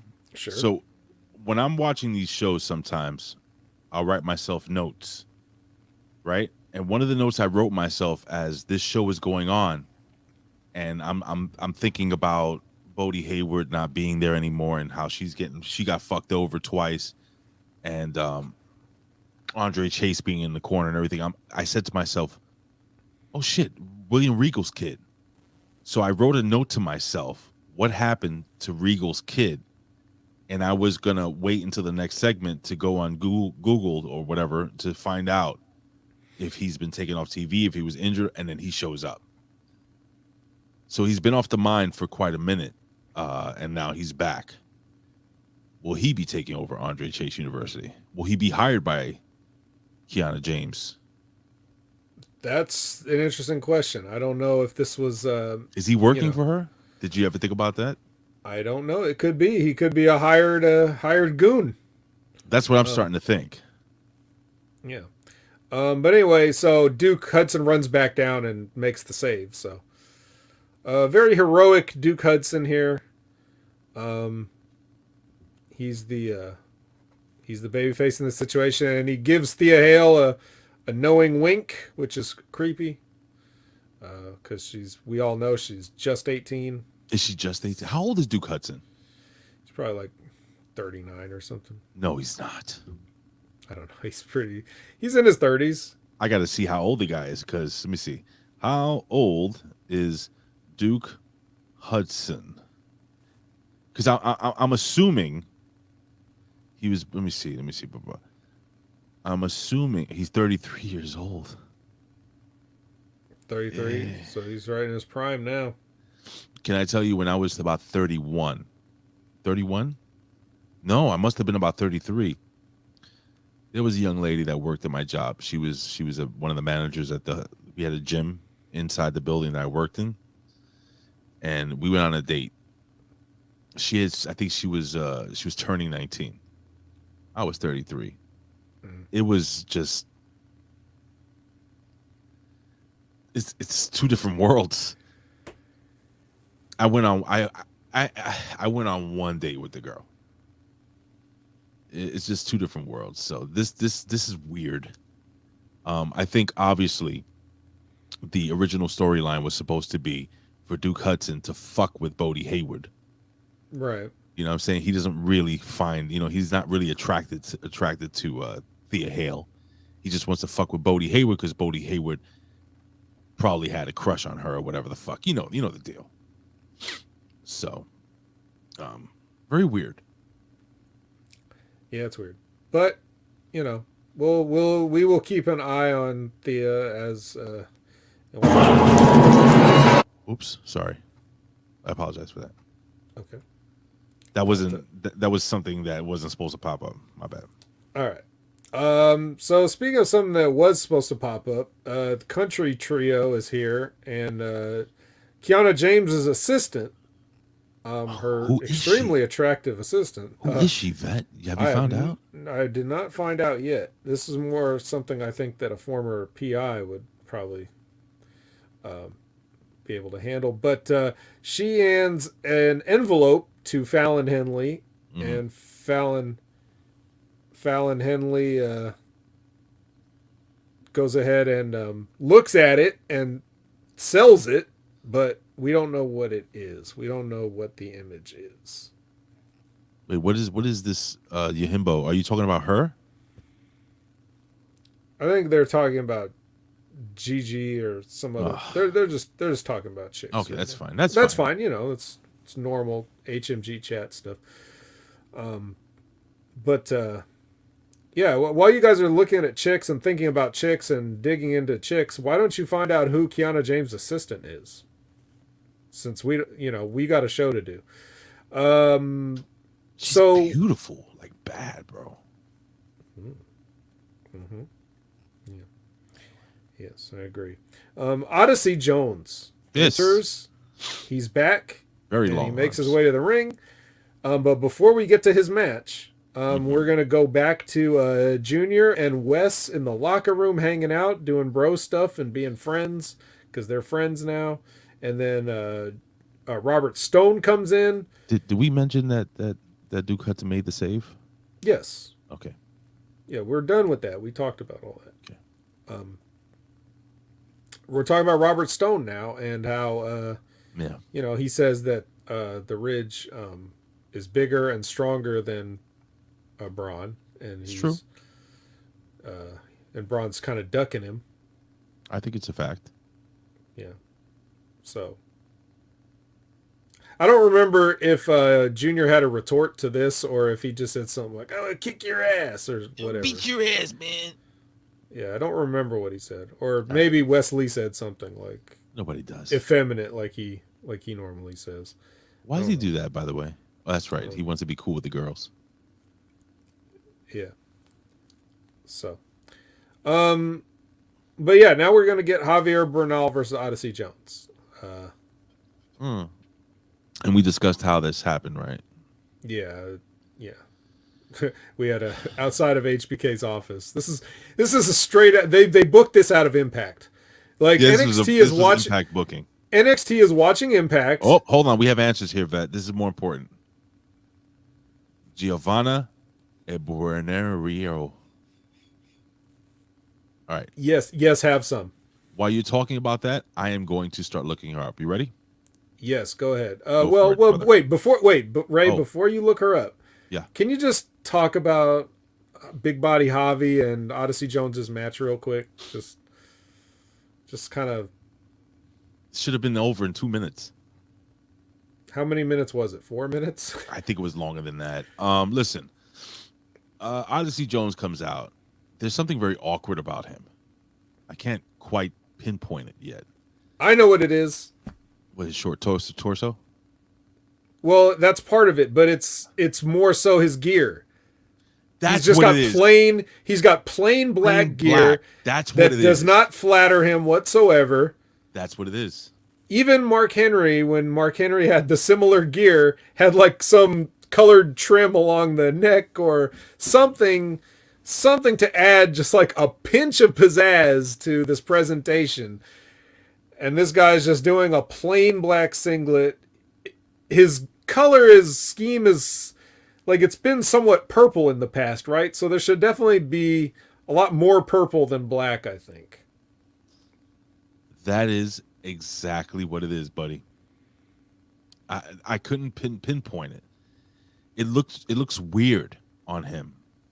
His body shape is odd. So he has super long arms, super long legs, a very short, very wide torso, no neck. Mm-hmm. So. Yeah, it's important to have gear that fits you. Right? I mean, you want to, like, their bodies are shaped different. Even if they're similar heights or weights or whatever, but they may have a different shape. For example, one thing that always stuck out to me in the past, you remember Tyson Tomko, for example, right? Yes. Now, this guy was like, he had these extremely long legs and not that long of a torso, right? So he was kind of weird shaped, but he had the trunks that were like high cut on the side. So it showed even more of his leg, and his legs looked even longer. Whereas if he had the short tights, like somebody like a Riddick Moss would wear, or short tights. Short tights is like, it's not the trunks like Randy Orton, but it's like, God, who wears them? Like Riddle. You know, Riddle has the short tights. That's like a little bit MMA trunks, basically. Yeah, it doesn't look like briefs. It looks like a little bit MMA trunks or whatever. Short tights. Because his tights, it's like a singlet. You know what it looks like he's wearing? You know how your dad would walk around with like boxers, like you know when you put the boxers in the dryer too long and they shrink and they come up, but then he wears like the wife beater. That's what his outfit looks like. It just looks really odd. Yeah, and I know it's weird that we're talking about gear, but I think gear is very important, Bet. No, it is. And so if you have a weird body, you've got to like cover it up or accentuate the good parts or whatever. Like, and that can be down to the cut of your actual singlet or trunks or tights or whatever it is, or your boot height, or whether you wear knee pads or not, or elbow pads or not, or wrist tape or not. Like, you've got to find a look for you. You don't just go out there and it happens. And I think that's what we're looking at with Odyssey Jones. Anyway, this is essentially a squash match. So that's all I got. And do you have anything for? Can I look her up now? Oh yeah, 100%. All right, now you can ask me and I can answer. All right, well, this is just Toxic Attraction, just walking, so we don't need any real input on that. We've seen them walk many times. And when we come back from break, they've got the Toxic Lounge set up in the ring, and they've got a couple of guys holding trays. They have champagne. One guy's got glasses with champagne in the glasses. Another guy's got the bucket with the champagne bottle in it. So no matter what kind of champagne you want, they're ready for you. And then Toxic Attraction comes out as a group. They do their group entrance. They get in the lounge. They start talking. It's pretty annoying. And then Reptilian Britt Baker throws to a package that they made for Mandy about her, her year in NXT as the champion. And good package, by the way. Yeah, we got which package? Huh. Oh, the Mandy package. Okay. Yes, gotcha. Yes. Oh, I spelled this girl's name wrong. Okay. Nice little package. Mandy's package. Well, Mandy doesn't have a package. Well, there is a package, but it's not the kind of package that. Maybe I should start over. Oh shit, Vet. Yes. What? I gotta show you this. This woman is a fucking badass. Which one? Giovanna Urbuner. This is she. Oh, it's coming out kind of. Oh, let me try this one. There's her medal. She's a BJJ fucking killer. Appears so. What the fuck? Just like Tom Hardy. What the fuck? Let's see. Look. BJJ black belt champion Giovanna Urbuner joins WWE as a pro wrestler. Oh my god. She's like fucking like legit. It says Giovanni, a Brazilian Jiu-Jitsu black belt champion. The 25-year-old Brazil native has won both European Pan Am championships. Wow, she's a real deal, brother. Let's see what this is. Oh yeah. Oh, that's hot. Yes. All right, enough. I got a question, Ray. Yes, sir. You're a sports guy. I love sports. Is it possible to ever watch a broadcast of the Pan American Games? I've heard of this supposed tournament for my entire life, and I've never once seen it. I've just heard people claim that they won medals. It's on they give it every year, the entire tournament on ESPN The Ocho. I see. So all the way down on the 8. Okay. Yeah. Really all the way down. Yeah. Gotcha. All right. So Mandy's package is still, or her video. Well, the video they're playing about Mandy is still going on here. And then Mandy gives a speech when it's over. She gives a speech about her video and her career that the video was talking about. And then Alba Fire comes in and beats everybody up. Who? So, oh, you know exactly who. As far as I saw, the segment ended with nothing.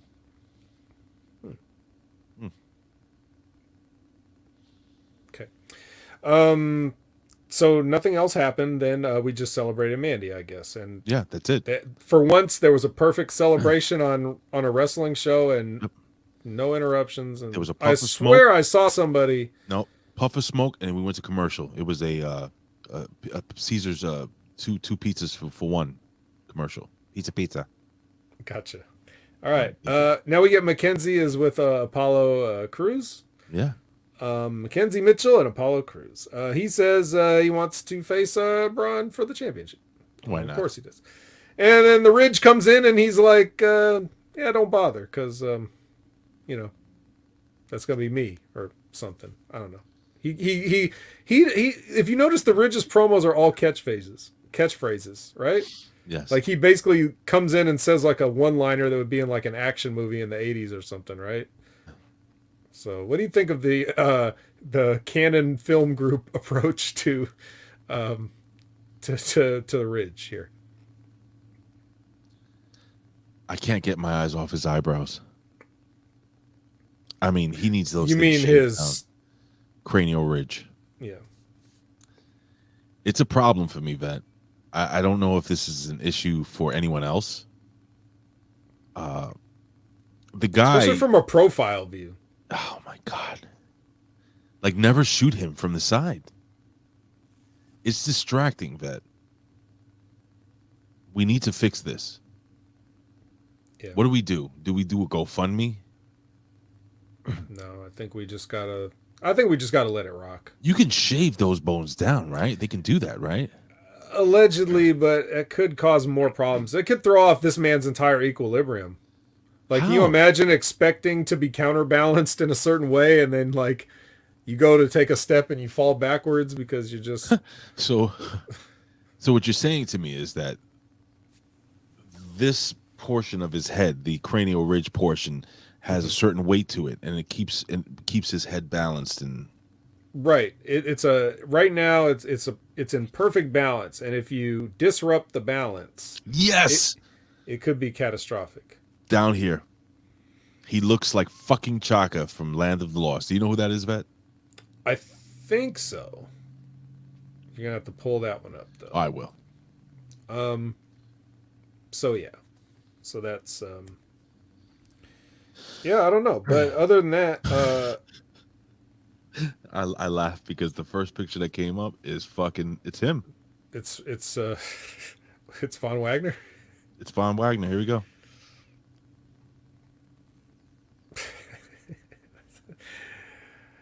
Now, to be fair to Chaka, like, this is a much more understated brow than Von Wagner has. Think so? Yeah, this is more subtle. That's not, yeah. Bro, come on. That's fucking solid. That's the same thing. This is Von Wagner right here, folks. Boom. And that's all I see. That's a problem, Vet. So that was him as a child, and now he's grown. He's sort of somewhat grown into his head, but still very pronounced. He shaved the son of a bitch. He shaved his entire body. They said, we're going to teach you how to wrestle. Okay. So speaking of teaching somebody how to wrestle, the Performance Center has been getting us some messages left on their answering machine. And this is another one where a robot calls in and recites a poem onto the... and it's not a good poem. Like, it's the prose is not very classical. It's more like one of these like slam poetry, like street artist type, poems. I walk up to the wall as I fall. Am I short or am I tall? No. Yeah, that's exactly that's you pulled that up, didn't you, from WWE.com? That's a transcript of the promo. That was a freestyle. Yep, and there was also some graffiti involved. The PC cameras caught film crime. Filmed crime, yeah. At least this time he didn't do it himself. Like a lot of these guys have the hubris to film their own crime. This guy just committed a crime knowing he'd be filmed. So it's a slight, like I was saying before, putting that slight twist on it, just making it your own. What the fuck is this? I don't know. What is this even going to be? So if you listen to the voicemail this week, you can sense a little bit of a accent in it, like an urban accent. Does that make sense? Yeah. So, is this gentleman from the hood? Is that why he does the graffitis? By the way, his fucking his graffiti style sucks. It's no wild style. It's not like, remember Scene, that graffiti artist? You familiar with him? No. Lee, Lee, Scene, Seen. No, somebody. Lady Pink. I guess that was a New York thing. They were like celebrities here. Psycho. No, okay, all right. Is Jacob Fatu? No. Yeah, there's no way they'd bring in Jacob Fatu to do this bullshit. You don't think so? Scott Woodford, if that is a fact, Vet will go to your house and mow your lawn. Right, Vet? No. Oh. Not in the literal way or the euphemistic way. No. There's a euphemistic way? Indy Hartwell versus Zoe Stark. I don't know who's lining up to mow these lawns, but so what I noticed, Ray, was that all of a sudden, Zoe has an anger problem. I did notice that as well. Did you notice how sudden it was? Like how she's never really had anger problems in the past, but all of a sudden now she just she's like that friend that complaining about the coffee being too hot. Well, she is in the best shape of her life. Gotcha. I think that's where the wink and nod are going. I see. Okay. Indy Hartwell wins. So that's a phrase that we haven't said a lot on this program. But is it Nikita Lyons' fault? No. You sure? Because Nikita Lyons, she could have put it through the table, won by count out. She should have been disqualified if she put her through the table. She's not using an object. The object was just there. It's almost like...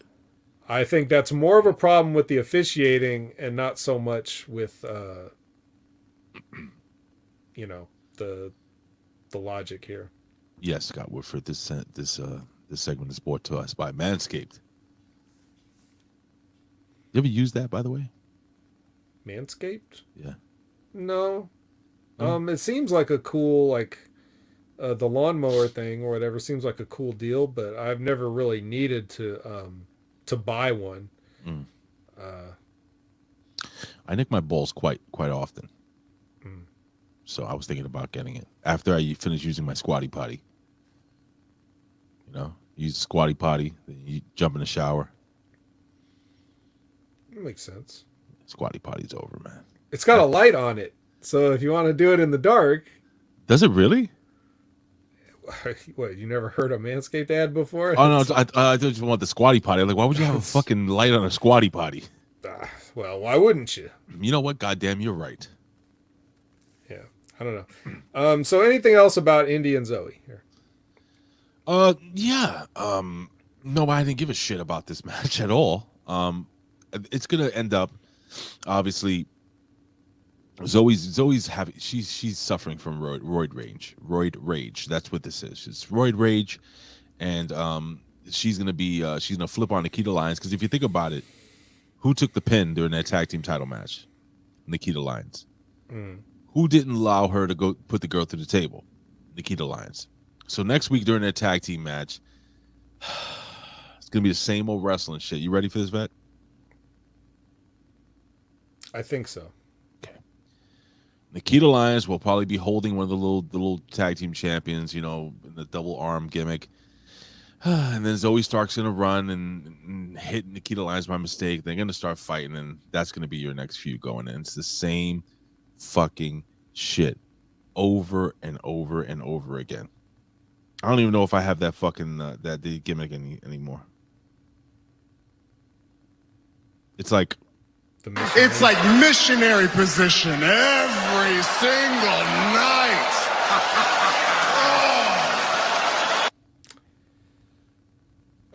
True. I believe everything you say. And Indy Hartwell should be released soon. Yeah. Either that or just called up to Raw to be with her husband. So, Donovan Dijak is writing little post-it notes in his little tiny notebook and using a tape recorder. So he obviously has trouble remembering things. Like how many terrible gimmicks he's had in the past few years in the company. Sure. I think, didn't you ask me last week, is there any hope for this guy? Or something along those lines. There is no hope. Okay.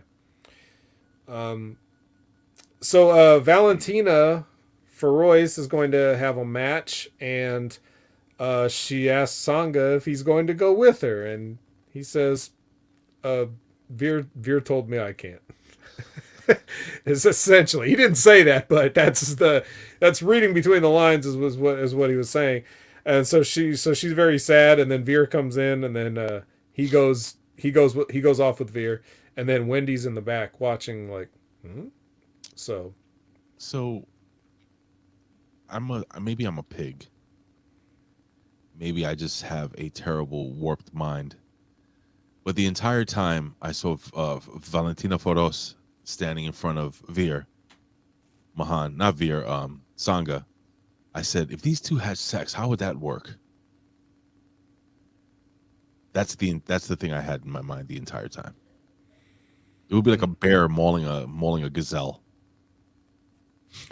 Well, I mean, when you've got that big of a size difference, I think that the man, assuming the man is the bigger in the size difference, pretty much can just pick her up and put her wherever he needs her, right? Right. So. That's what I thought. And I know for a fact many of you thought the same thing. Yeah. So. Especially when you saw how sad she was coming to the ring. Oh, but yeah. We're not there yet. We're not actually there yet, because we couldn't just have a segment leading into something. We've got to split it up with unrelated stuff. I hate that they do this. Why don't they stop it? Stop this. They can't. They're addicted to it.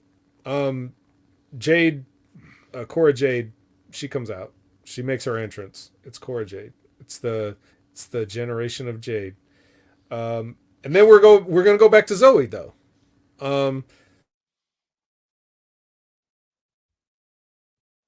Hello?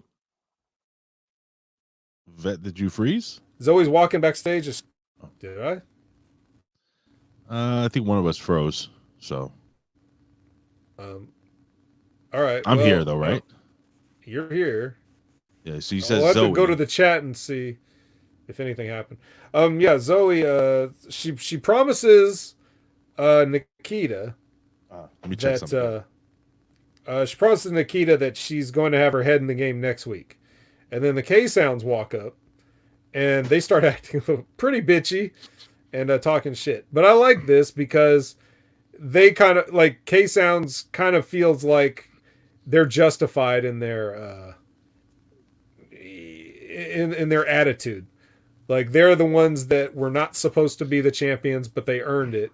And they look at Zoe and Nikita as like the favorites, and like they keep getting chances. So it makes sense that Babyface would be antagonistic in this situation. Like no matter how nice of a person you are, right, you still get annoyed when you see other people like get shit that you don't feel like they deserve or earned, right? Or earned. I get it. At one point I say, well, who's the babyface here? But you're right. A babyface can be annoyed at these two other girls that are getting light shined on them. And what have they really done as a tag team? As singles wrestlers, yeah, sure, they can get multiple title opportunities, but tag team wrestling is way different than singles wrestling. It's just the way it is.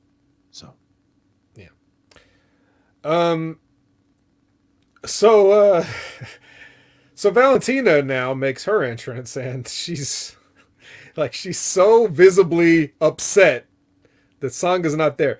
You know what she reminded me of? She reminded me of Cam Newton in that Super Bowl.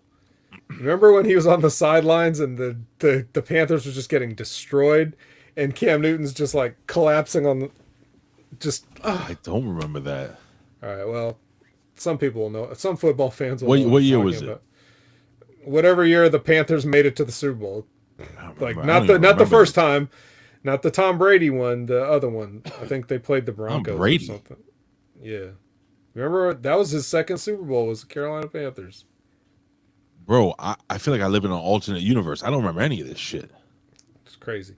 Well, anyway, I'm sure the chat will back me up. But anyway, she's very sad is my point. Valentina is very sad, and Cora takes full advantage of it, and tries to be like bitchy and sexy and have a personality in this match. And I guess, you know, she kind of did.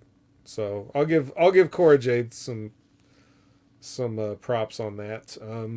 But she goes ahead and wins, and then she decides that's not enough, and then she's gonna you know, beat up on Valentina afterwards, and then Wendy Chu's gonna run in and, you know, put a stop to all this. So we don't get any, you know, okay, so Roxy won that match, and we don't get anything for that. Nope. Cora Jade just out here like nothing happened, and she's already got her next program lined up. I mean, what do you think?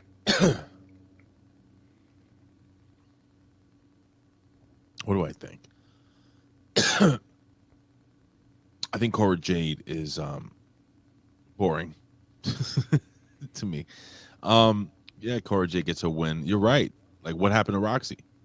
That was a big deal, wasn't it? So what in wrestling? Let me ask you a question. When you win a big match or a title or something, like, do you get like a couple weeks off? Is that how it works? Is it like in your contract? I'm just wondering that. Is this what happens? I mean, if you have your agent work that in. This was a career-defining moment for Roxy. I mean, these girls basically fell off the Twin Towers or whatever, the Empire State Building together. Nothing? So, Wendy Chu and Cora Jade, that's what we're going to be. We have to look forward to the next couple of weeks. God damn it. All right. What about, well, then we get Tony and Stax and Carmen. A little revisiting.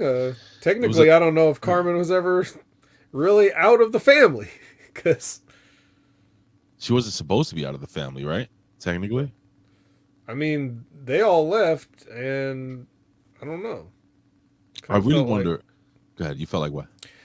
Just felt like she just kind of disappeared and then just popped back up, and then, but I don't really remember her having a huge split from the Tony D'Angelo deal. I'll tell you what, man. I don't know if she's gonna work. Don't think so, huh? I mean, they think she's gonna be dangerous. Maybe if she brings back the wide brim hat and the trench coat. They never really explain what happened. Like, what? Like, give us something. You know, did you ever hear what actually happened? Like, why they didn't bring her up? Probably just because they were like, well, Zelina's up, and we don't have anything for her. She's prettier. Yeah, and there's that. If you think that, some people might. Wasn't she originally with that group though? No. It wasn't Zelina Vega? No. It was Carmen Electra? Carmen Electra. What was it? Yeah. Electra Carmen Sandiego. Carmen Electra. Carmen Electra used to be hot, dude. Yeah. What does she look like now? I don't know. Hmm. I remember the first time I saw her was like in a music video. Like Prince tried to get her a music career off the ground. Isn't that weird? I have a feeling she's one to not look great in 2022. All right. Well, anyway, let's wrap this show up. She looks actually the same. All right. Wesley and Junior enter for their match. We go to break, and then actually Pretty Deadly enters next. There's no vignettes. There's no extra stuff in between. We just get a couple of entrances. Mm-hmm. And would you still? Would I? I mean, nah. No. No, I think. She don't look bad, dude. Shouldn't look bad, but I don't think I would use a bank pen after Carmen Electra. This is the telling picture right here. Is that Natty Neidhart? It looks a lot like Natty. No cats though. Is that one of Jeff Dunham's puppets? Ugh. Jeff Dunham. So anyway, here's our tag title match, right? Yep. It's impromptu tag title match. So I think it was Elton Prince took a backdrop here. Mm-hmm. And the big high one, right? The big high beautiful backdrop.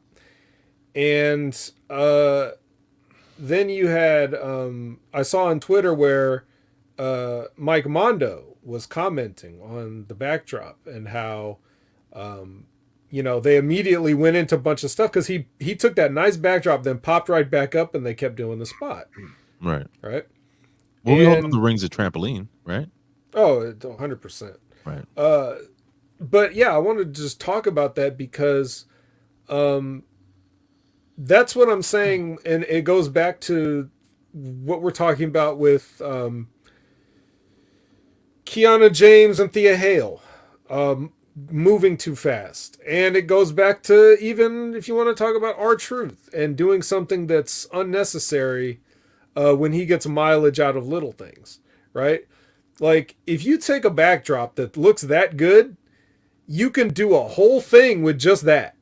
And with Pretty Deadly and their characters, like you can totally imagine Elton taking the backdrop and being like, ow, ow, ow, ow, my back. I'm basically rolling under the ring. Then all of a sudden, Kit's right there and he's like trying to massage, like he's, and the, what's his name? Braun is up there like, hey, get in the ring. And the referee's like, now hold on, his back's hurt. And then, right.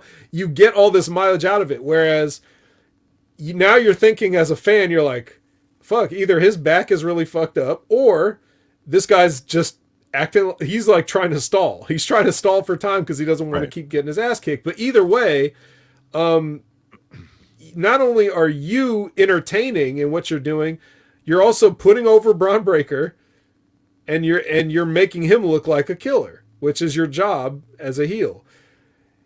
If you just take the backdrop and get back up, well, now he's got to do something else.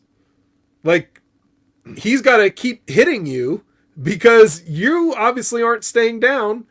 And if you're not staying down because of what he's doing to you, then that makes him look weak, doesn't it? It does. Like, obviously a backdrop doesn't mean shit if you can just pop right back up and then he'll just close on you and then you'll get up and he'll close on you again.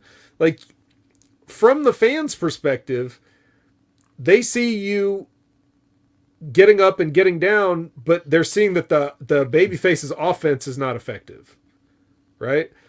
From the bigger picture as a worker, the more you keep popping up, the more stuff I have to keep doing. Right. Like I can't just let Elton Prince stare at me. I got to clothesline him now. Oh shit, he got back up. Now I got to clothesline him again. I was kind of hoping to not have to hit him this many times, but he keeps getting up. And now the more stuff you got to do, the less everything means. It's just, it feeds into itself. It's like the Ouroboros symbol, the snake eating his tail. He's like, it just never ends. He's the Undertaker of tag team wrestling in NXT. Right. So I know you want to have a match where you have a lot of action and try to make things exciting. But, and I would say that in a TV match, the pacing is a little bit different than what you would do on like a house show where you have unlimited time. However, that doesn't fly because the way they started this match was a bunch of wrist locks with Wes Lee, right? So now we're trading wrestling wrist locks back and forth. And didn't Shawn Michaels say that if, this is the kind of crowd that if you do a test of strength, people will walk the fuck out? But you're sitting here exchanging wrist locks? So basically people just aren't being consistent with their messages, right? If you're going to take your time, take your time. Pretty Deadly's a gimmick. They can be entertaining. They don't need to take as many crazy bumps or whatever. They can milk every last thing and get just as much heat, if not way more heat. All right. That's my, that's my teachable moment of the week. It's fucking great. What else I noticed was towards the end, the camera cut to the aisle for no reason ahead of the eventual run-in from Carmelo Hayes. So it's like they jumped the gun a little bit and looked really fucking stupid. Yeah. When you just cut up to the aisle for no reason. That was awkward. Did you notice the video glitches throughout the show? Yes. Is that supposed to be what's his face? Scripps? You think Scripps is doing that? Could be Scripps hacking, but that wouldn't make sense here. They just fucked up the cue, I think. No. What you're talking about is right. There was like the lights would go out for a brief second, like a quick power outage or a flicker or something. The color bars, when your TV goes out. Well, that's back in the day. Yeah. I don't even think that exists anymore. No, but it does in fake wrestling if you're trying to do an angle. It sure does. So, what is that? It happened a couple of times. Yeah. Vic Joseph tried to bring it up, and Booker T's like, "Shut up, shucky ducky quack quack." I'm talking here. Vic Joseph apologized for the technical difficulties, of which it wasn't very much, but it's clearly something that they were doing on purpose. This thing I'm talking about, though, with the camera shooting up the aisle, I don't think that's part of the same thing. You they sure? Just fucked that up. Yes. Yes. Because that's where they wanted Carmelo Hayes to be running down, and he wasn't for whatever reason. Whether he missed his cue or they missed their cue. This was wrong, but he does eventually come in, and then he gets pinned, Wes Lee gets pinned because Carmelo Hayes pushed him off the top, and he gets rolled up or whatever. And then the Ridge comes in and hits a boot on Junior as Mello and Wes fight off into the back. But Ridge comes in like off camera to that thing where it's like, everybody should be able to see him, but because of the way the camera is positioned, we can't see him. So, classic sports entertainment move. And then you got Apollo Crews watching on the monitor. And then JD McDonough comes up and basically says, hey, I know you got visions or whatever, but I'm going to detach your retina. So fuck you. That's basically what he said. And that's our show. Well, we missed one thing. And maybe I didn't. Donovan Dijak did a vignette. I already talked about that. All right. Was I cursing somebody out at that time? No, that was earlier. But yes, I covered the Dijak thing where he wrote a note and a tape recorder. I wonder who Scripps is. You have any idea of that? You have no idea? No, I don't. You think it's actually T-Bar? No. So it's not him. T-Bar being Donovan Dijak. So he's got two different gimmicks going on. He's debuting two different. He's a poet, graffiti artist, and habitual note taker and mask burner. Some people believe it's the Great Muda, Charlie Brown. What do you think? It's not the Great Muda. Not the Great Muda. Listen, I'm gonna apologize for breaking character and flipping out. I apologize to you, Vet. I apologize to listeners. Well, you should think about not doing it. Well, you don't have to apologize. It just annoys me when somebody goes into what do you guys say, business for yourself or whatever, on my show, promoting your show. And your show fucking stinks. And you stink as a person. I have my reasons. I don't just flip on people for no reason. So just take that for what it is. If anybody supports that video game show, again, you are no longer a friend of mine. You can go fuck yourselves. Bet I know you've been on that show a couple of times. I love you. You go fuck yourself. You could tell him go fuck himself. Think you got that covered. And that's about it. I'm excited about doing the A show, man. I wish the debut was sooner. There's no reflection this week, apparently. I don't know what's happening. I think Tommy is okay. So Tommy is traveling for work. He is a truck driver by day and a pro wrestler by night. He wasn't a battle royal. I'm trying to get him to send me some video of him performing or wrestling at this battle royale, which he lost, unfortunately. Oh, you know, but I think he was one of the final 4 in the battle royale. Yeah. So I'm trying to get Tommy to send me some of that video so we could play here. That'll be fun to watch. But yeah, dude. Vet, what do you got going on, buddy?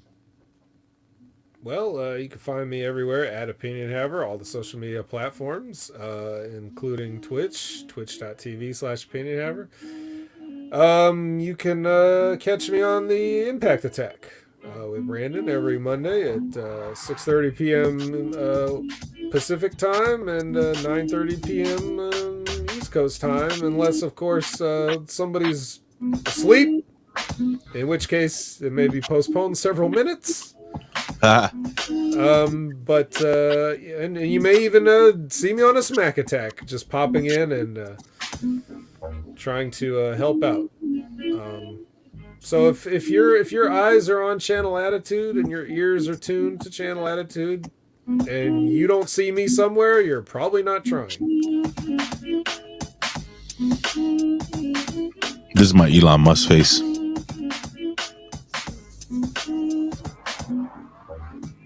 Does that look familiar? The beam? Maybe I'm not familiar with that meme.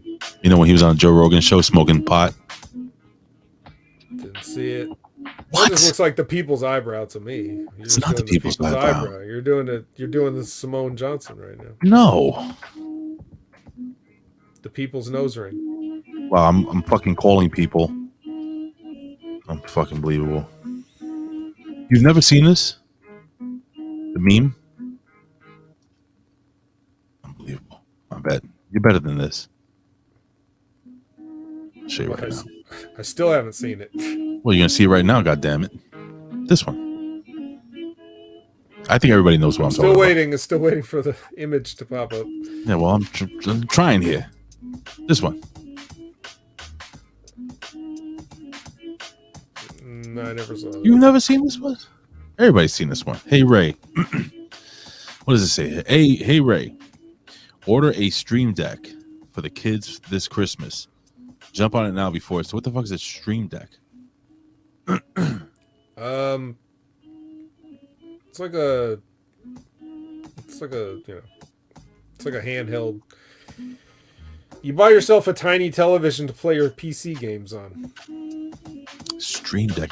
Is that the gimmick where you can put the Xbox Series S in it? Yes. Full with the screen? Yeah. 100%. Oh, come on, man. Stop making fun of me, Vet. Dude, I don't know why the artist is pushing the Steam Deck so damn hard. Maybe he works for them. Does he? I don't know. You need to get back to work, man. You don't have time to be hanging out with us on this. Yeah. Get a Steam Deck, everybody. Steam Deck. That was weed, wasn't it? It wasn't a cigar. I don't know. Anyway, guys, you know where to follow us. It's down there below at Opinion Haver, at Big Ray Hernandez on all social media, wherever you can find us. We'll be here next week, God willing. Listen, guys, I've been sick the last 3 fucking days. I can't believe I was able to get on with you this week, but I'm happy I did.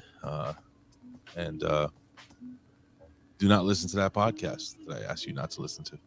Actually, go on Twitter and bomb that person's Twitter page. I'll hit you guys up privately. We'll destroy from the inside out.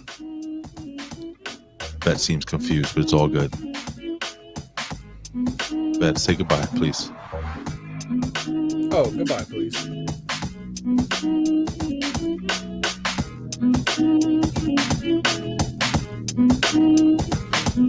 No bread, no water, just meat. Shuck it, duck it, quack, quack.